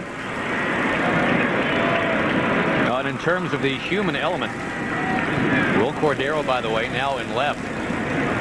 The story that we're kind of forced to track here is that of the man at the plate right now, Brett Boone, MVP candidate during the regular season, and has just had a miserable time of it here in the playoffs. He has struck out 7 times, Rex, in 15 at-bats. He has managed just 1 hit. I'll tell you, even though Boone has struggled, he still is contributing on defense. He's made 1 error, but Boone's a big part of that team, and he is a team player. Whether he performs well or not, as long as his team wins, he's a happy camper. He would like to perform well, no doubt about it. He's still got a little bit of time. He's got an at-bat at least. Brett Boone at the age of 11. He and his brothers got to celebrate the Phillies World Series championship with their dad. Got to ride on a float in a ticker tape parade. Brett Boone trying to help steer the Mariners towards the series this year. Best he can do in this one is help him get back to Seattle for what would be the 5th and deciding game. Jamie Moyer would get the ball for the Mariners. And Chuck Finley for Cleveland.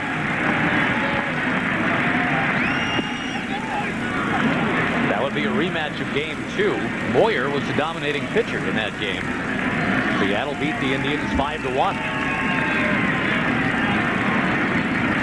I think Jamie's yawning now. He might on the way back. It's a 1 o'clock game tomorrow. Now, by the way, on the Fox tomorrow, if there's a 5th game necessary, we can't give you a start time yet till we know if there's a Game 5 between the Yankees and Oakland. If there's a Mariners-Indians game, and it's the only game, that'll be at 8 Eastern. That ball's drilled foul. If there are 2 games tomorrow, the Mariners and Indians go first at 4 Eastern, 1 Pacific. Then it's Oakland at New York at 8 on Fox. Everything being done very much in pencil right now. Got him again. Baez had the split finger waiting for it. Setting it up with fastball curveballs, and here Boone hasn't seen the split yet.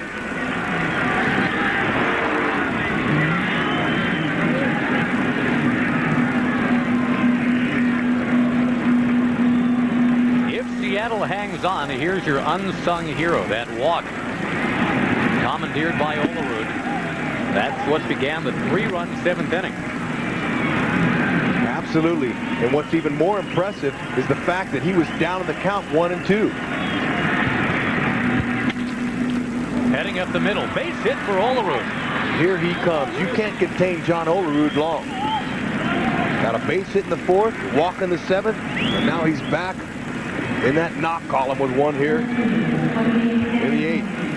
That after starting the series 0-4-11.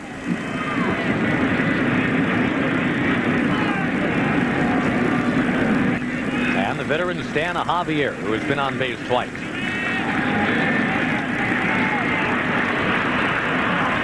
They're starting to stir in that Cleveland bullpen. Looks like Rincon.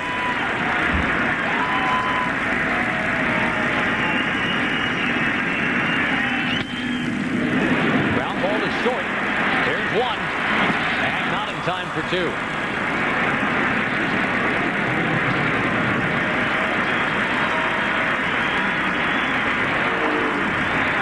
Javier off the end of the bat. 2, 3, 4 hopper. 4 hopper in a row. It doesn't give you enough time to get a two ball out of that.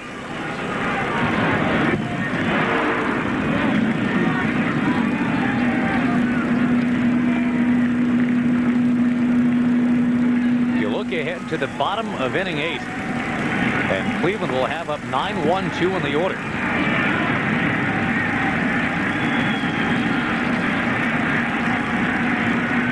One on, 2 out, and Cameron switched one out of play.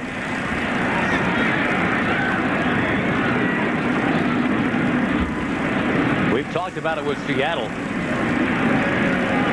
Sasaki owns that 9th inning. But to get it to him, they've got to pitch through the bottom of the 8th. All the rain they've had today have blown away. Blue skies in Cleveland. Not where they want to be on the scoreboard as Seattle's taking a 3-2 lead.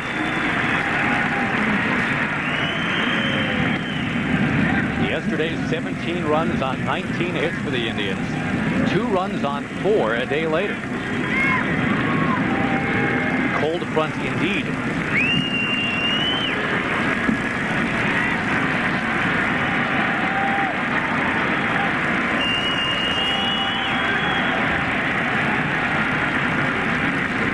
Saw Freddy Garcia on the bench watching on a moment ago. You talk about taking the ball and doing your job. You know, the Mariners, their last 22 innings played at Jacobs Field coming in today. They had allowed 38 runs in those 22 innings. Garcia with a shrug of the shoulders today has kept the Indians down. Baez with that high riding fastball. I'll tell you, Dick Pohl, pitching coach for the Cleveland Indians, they really like Baez. And they're not sure exactly what his future holds. Baez. They can use him out of the bullpen. He could be a stopper or a closer, but they're happy with Bob Wickman, who's out of a contract, by the way, at the end of this year. Or they could start him.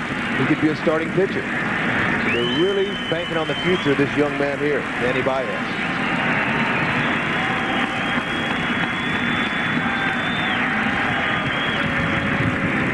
A lot of uncertainty. John Hart leaving as general manager in Cleveland here. Mark Shapiro taking over. Got some moves he's going to have to make. Juan Gonzalez not locked up.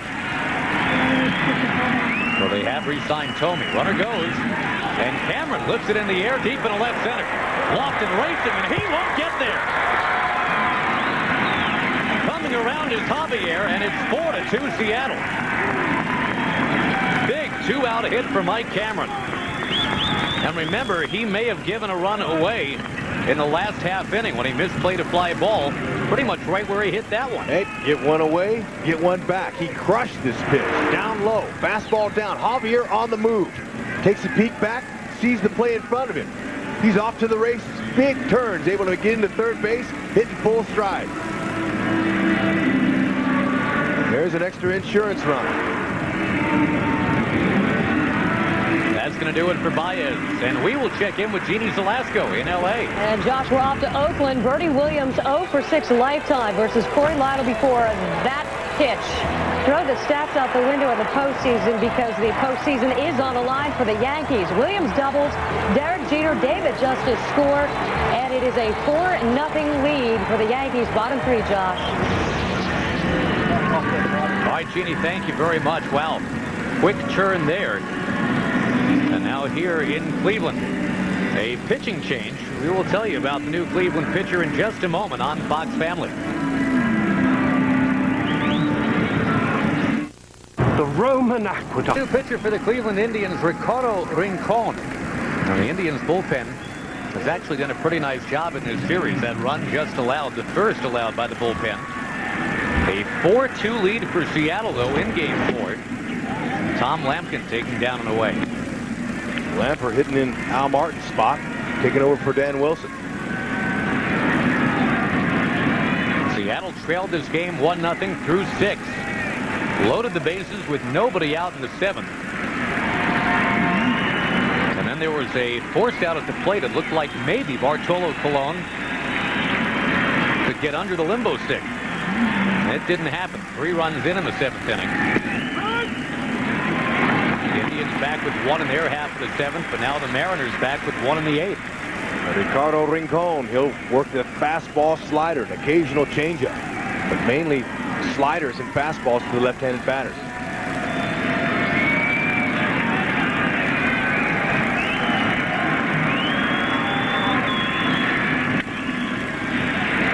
But you're right, it seemed like Bartolo had the momentum. Yeah, we got Martin to hit into the fielder's choice, but then David Bell to sac fly. Then the 2-out magic started, Ichiro and McLemore.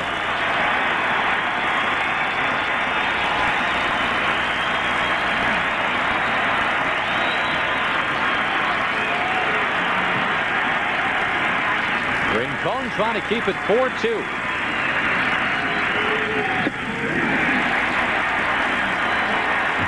And he did. Bottom of the 8th coming. Diaz will try to set it up for the top of the Cleveland order.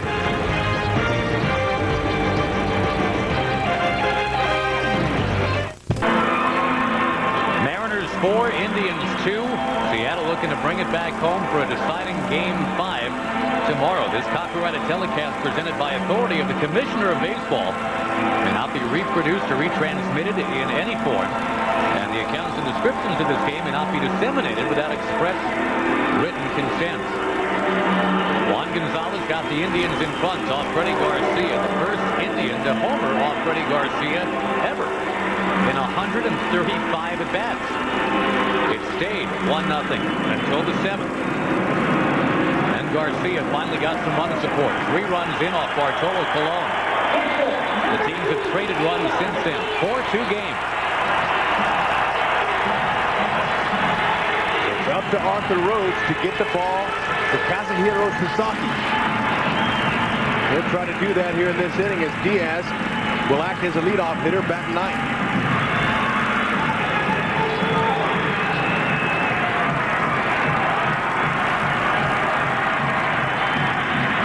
Diaz 0 for 2 in the game. 4 hits in the series.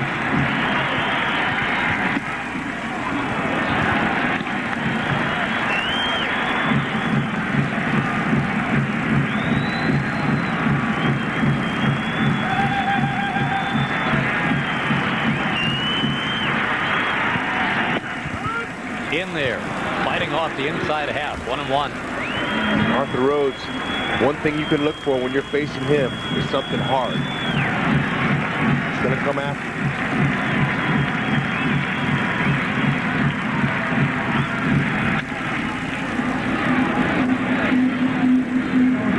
Arthur Rhodes followed Jeff Nelson. Those guys followed 6 1/3 strong innings from the Chief, Freddy Garcia.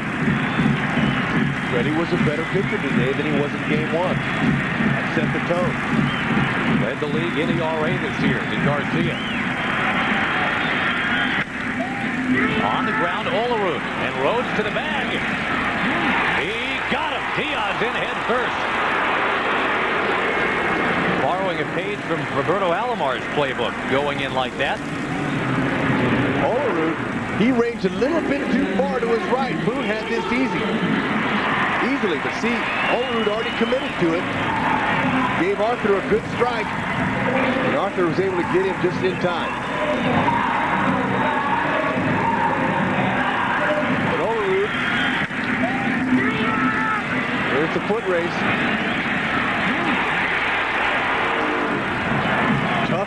sliding to first base. Kenny Lofton dislocated his shoulder doing that a few years back. You don't like to teach that. Hasn't quite been the same since that dive in the first. He's totally taking his running game away. He used to like to slide head first. Because of that injury, he'll go feet first and not comfortably.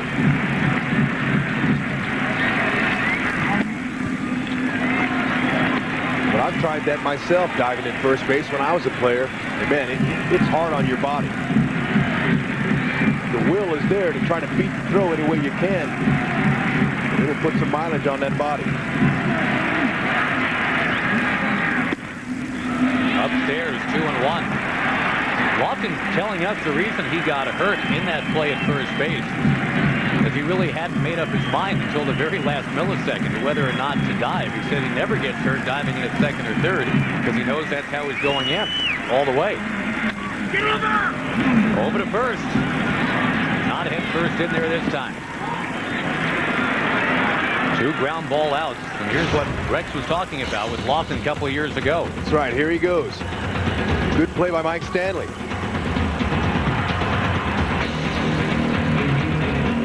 He can't bear to look.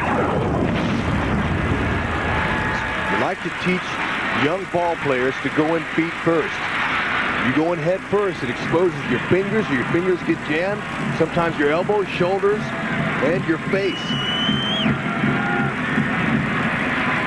Rhodes to Vizquel, and it was the ears part of the face that had Omar Vizquel up in arms. If we can continue to just talk body parts for a moment. Back in Seattle in August. The bench is emptied over earrings. Rhodes ejected from the game when Vizquel objected to what Arthur's wearing right now. But the sun low in the sky right now. No glint off those earrings.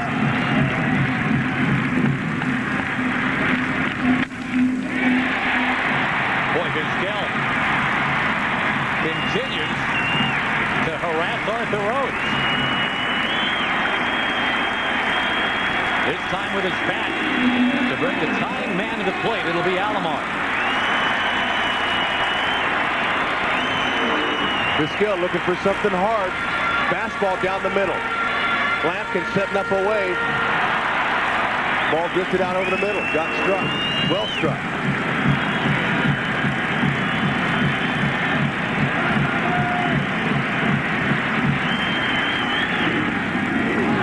Ball gets away. And Vizquel down to second base.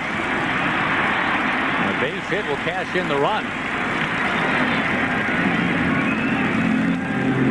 Pretty tough slider by Rhodes. Alomar had no chance. Lampkin tried to keep it in front. Vizquel will advance. What a big insurance run by Seattle last inning. Rhodes and Alomar, former teammates in Baltimore. He was in the bullpen when Alomar hit the big late inning home run against Cleveland in '96. Arthur bouncing another one. Ball and a strike to count. Rhodes knows that Alomar can't handle a fastball. Two straight sliders. Alomar's got some pop. During the regular season, he hit 7 home runs in 154 at-bats. Right-handed. 20 home runs overall, and again, he's had some big ones in the playoffs. Right center. Ichiro. And it stays 4-2. Gonzalez withered on deck.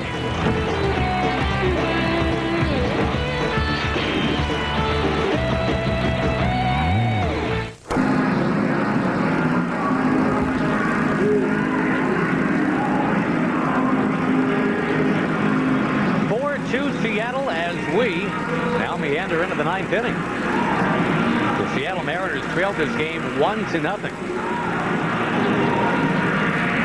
Juan Gonzalez with a home run to put him up, but Ichiro helped the Mariners get back in it. He just made a very nice play in right center. I mean, that's a collision type ball right there. Both of those guys going with the ball at the same time. Look at Rhodes. Fired up. Did his job. He'll be done. It'll set up for Kazuhiro Suzuki to come in.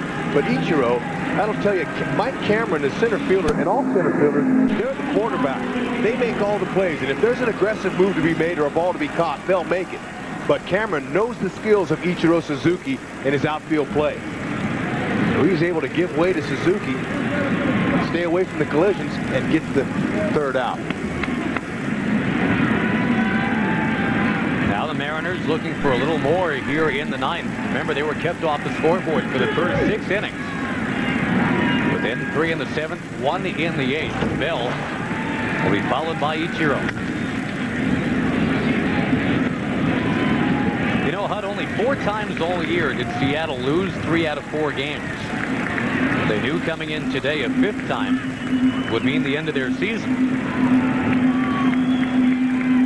Needing to win to get it back to Seattle for a decisive Game 5, which would be on Fox tomorrow, and they had this going for them too.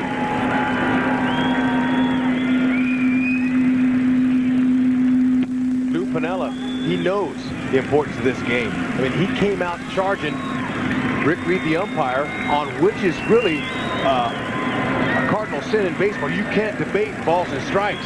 But Lou came out, arms flailing, really trying to stick up for his team.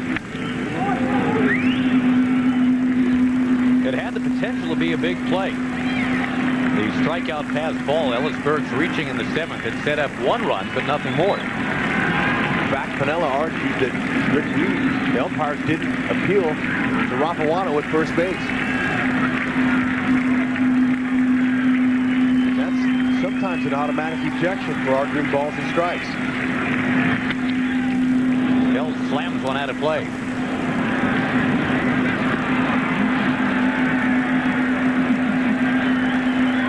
Lou has worn a path in the dugout here at the Jake.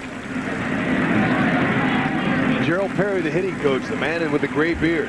We haven't given him proper respect at all, and he's done a fine job with these hitters in Seattle. Outside. And in terms of Lou Piniella, you know, conventional wisdom, remember, Rex, that he would be gone after last year, either to Cincinnati or Tampa Bay as a managerial free agent. Everyone talks about Brett Boone being a big free agent signing. How about Lou Piniella?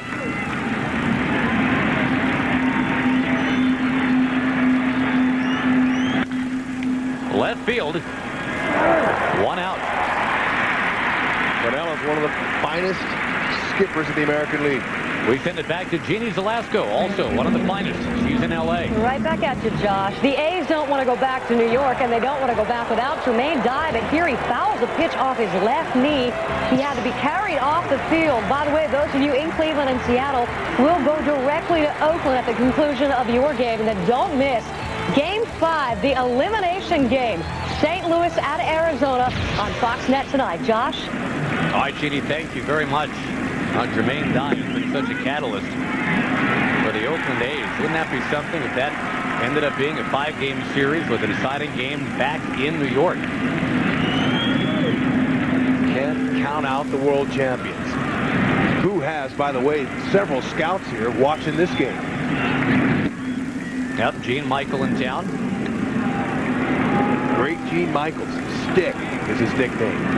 He's out looking, scouting, and he told me he will have the report tomorrow on the Yankees desk for Joe Torre.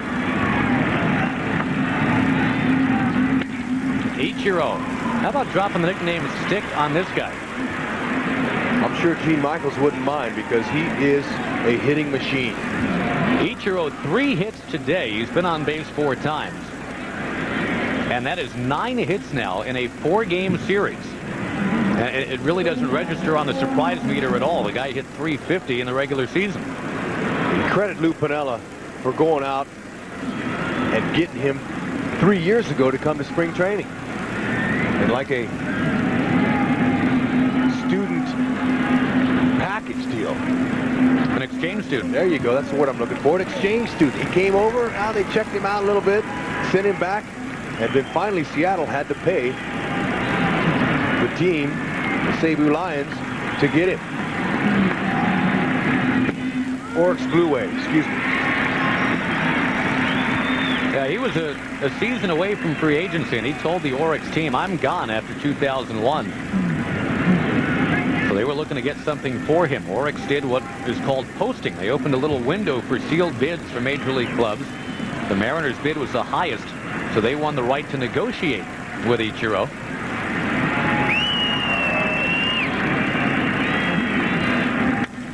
McLemore bangs it back out of play.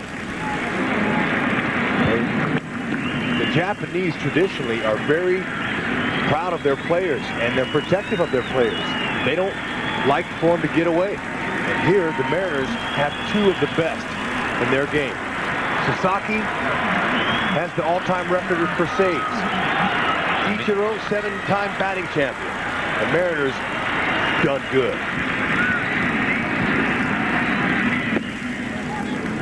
And to hear it told in Japan, it was pretty much a mixture of pride and a little bit of sorrow. Kind of like when you'd send your child off to college for the first time, I'm guessing.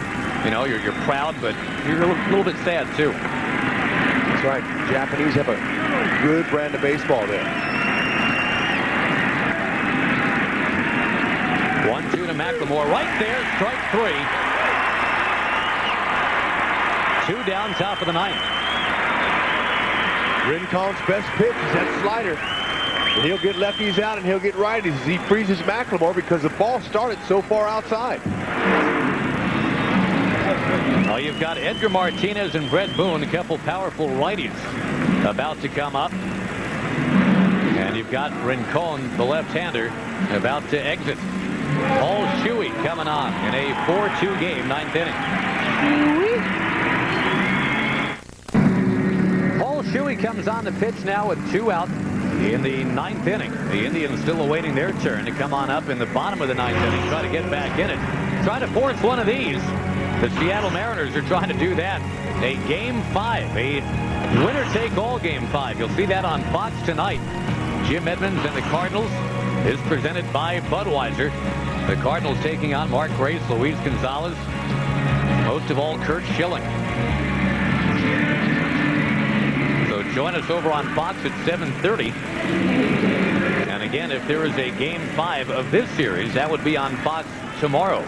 Game time to be announced. It all depends on if the Yankees in Oakland go 5 as well. Look at Shuey, 70 strikeouts and 54 and a third.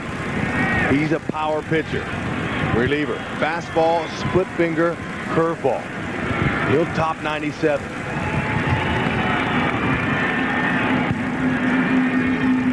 Edgar Martinez 1 for 3 with a walk in this game. A game that was delayed 2 hours, 20 minutes by rain at the start. We have not exactly breezed through it once they got going. Very deliberate these last couple innings, as you'd imagine.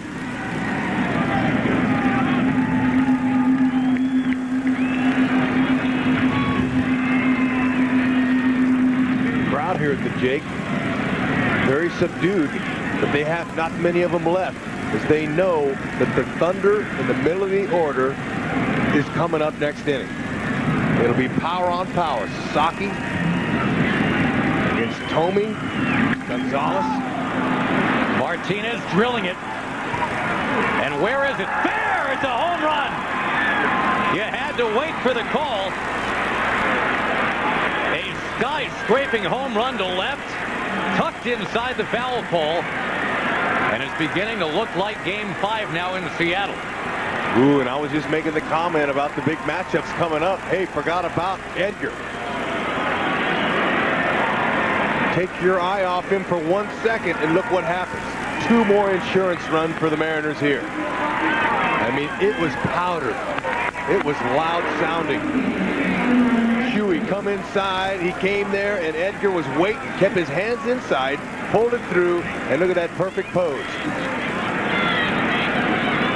That was way out. Looked like right over top of that foul/fair pole.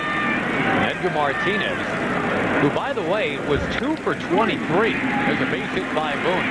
2 for 23 in the ALCS between these two teams back in '95, and he has admitted that has very much been on his mind. He really feels like he had a very, very bad playoff series against these guys. And he has come through here with the insurance in the 9th today. And in the meantime, we missed Brett Boone's first single. Showing Edgar. And the nice power shot, 2-run blast he hit. Brett Boone checks in. 1 for 5 in this game. And now 2 for 17 in the series. Maybe that's the hit that gets him started. John Olerud at the plate. And again, not to beat this thing up, but just talking about getting things started. Olerud did that. 7th inning, his team down. And an 8-pitch walk to begin the unraveling of Bartolo Colon.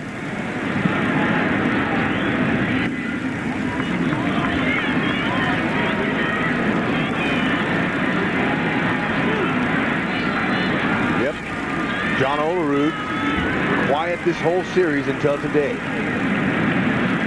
That is the essence of Olerud anyway. Speak softly, carry that big stick. Just got you talking about that at bat.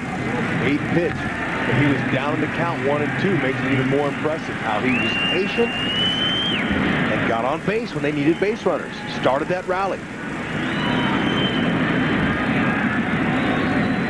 Cleveland's bullpen had been perfect until today.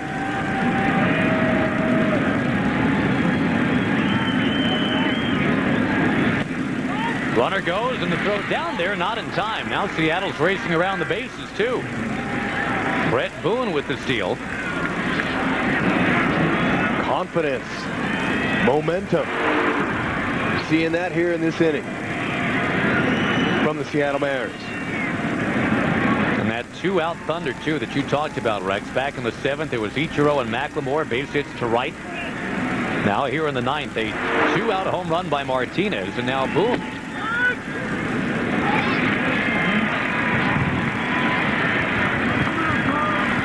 Mariners bat so quiet for the first 6 innings against Cologne. They had only 3 hits. Rodriguez now backing up Shuey in the bullpen. Inning comes to an end, but not before. The Mariners tack on 2. And it's the closer coming on to face Gonzalez and Toby and Burks.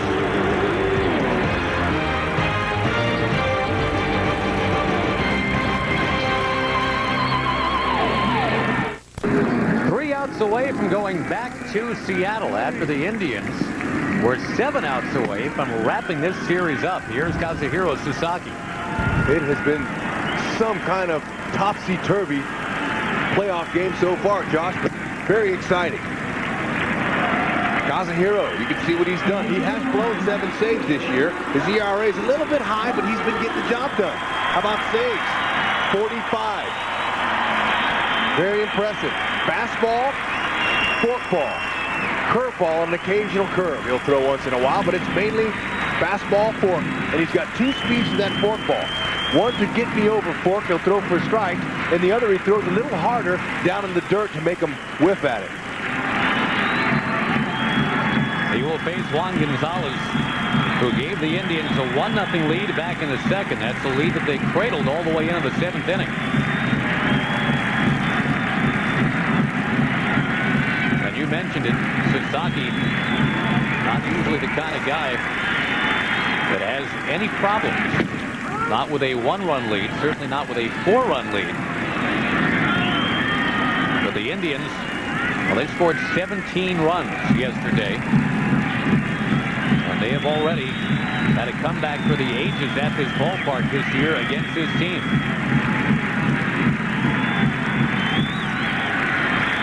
Anything's possible in baseball.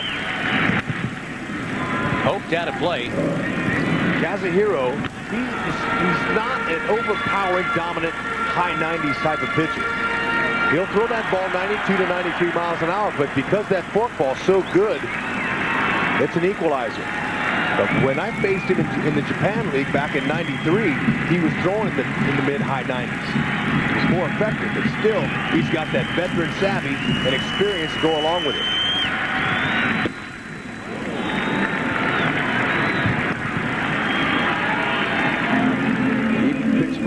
Holland Bay Stars. I played for the Yakuto Swallows. Japan champions, by the way. Only championship I ever won in my 21 years. Where's your ring? I have none. They didn't give us rings there. Strike 3. There's the forkball that he throws for strikes. It's a baffler. It'll really confuse the hitter. It looks up out of the zone, and there it drops right into that happy zone. Happy, the word of the day, back in Seattle. 2 outs away from getting Game 5, and Jamie Moyer, the oldest first-time 20-game winner in the history of Major League Baseball. It has been just a carriage ride through Candyland for Jamie Moyer this year. Strike 1 to Tomey. And Chuck Finley with a chance, a second chance, at what he's been waiting 15 years for, the chance to pitch in a big-time playoff game. Doesn't get any bigger than that. Game time's to be announced. It depends on if there's a Game 5 with the A's and the Yankees. It will either be at 4 Eastern or 8 Eastern tomorrow. So in Seattle, if you're thinking of coming to a potential Game 5, chill, hang out. You will know soon enough if that's a 1 o'clock local start or a little bit later in the day. Well, like Lou Piniella said earlier today in our interview, he said, we're going back to Seattle regardless. We might as well take Cleveland on a long trip with us. I can imitate him better than that, but I held off. I thought you nailed it back in the second inning. You were good. Well, I let off him here a little bit. What the heck? They're going back anyway. Can you do Lloyd Bridges? No. He 1-2 to Tomey. Missing in. By the way, the coordinating producer of Fox Baseball, Michael Weissman. Today's game produced by Carol Langley McDermott. Directed by Ray Tipton. Associate Director Kathy Hunt. Broadcast Associates Brian Rome and David Forrest. Technical producer Dave Hill.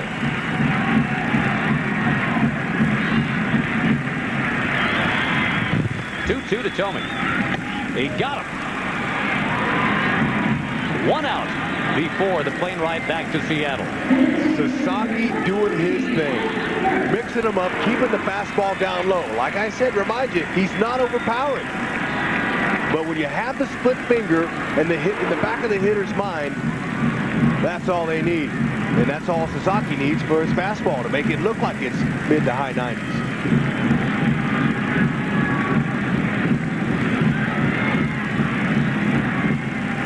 Last chance for Cleveland, Ellis Burks.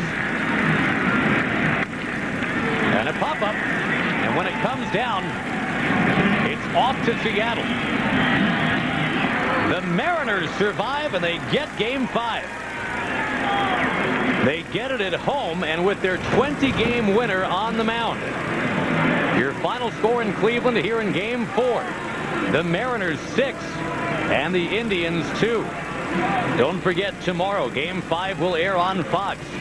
It'll either be at 4 Eastern or 8 Eastern. Check your local listings, and again, it's all predicated on if the Yankees and A's have a Game 5 as well.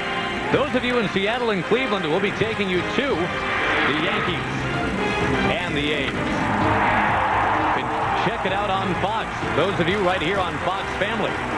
Your regularly scheduled programming is straight ahead. Again, your final score in Game 4, the must-have for Seattle, was the Mariners 6 and the Indians 2.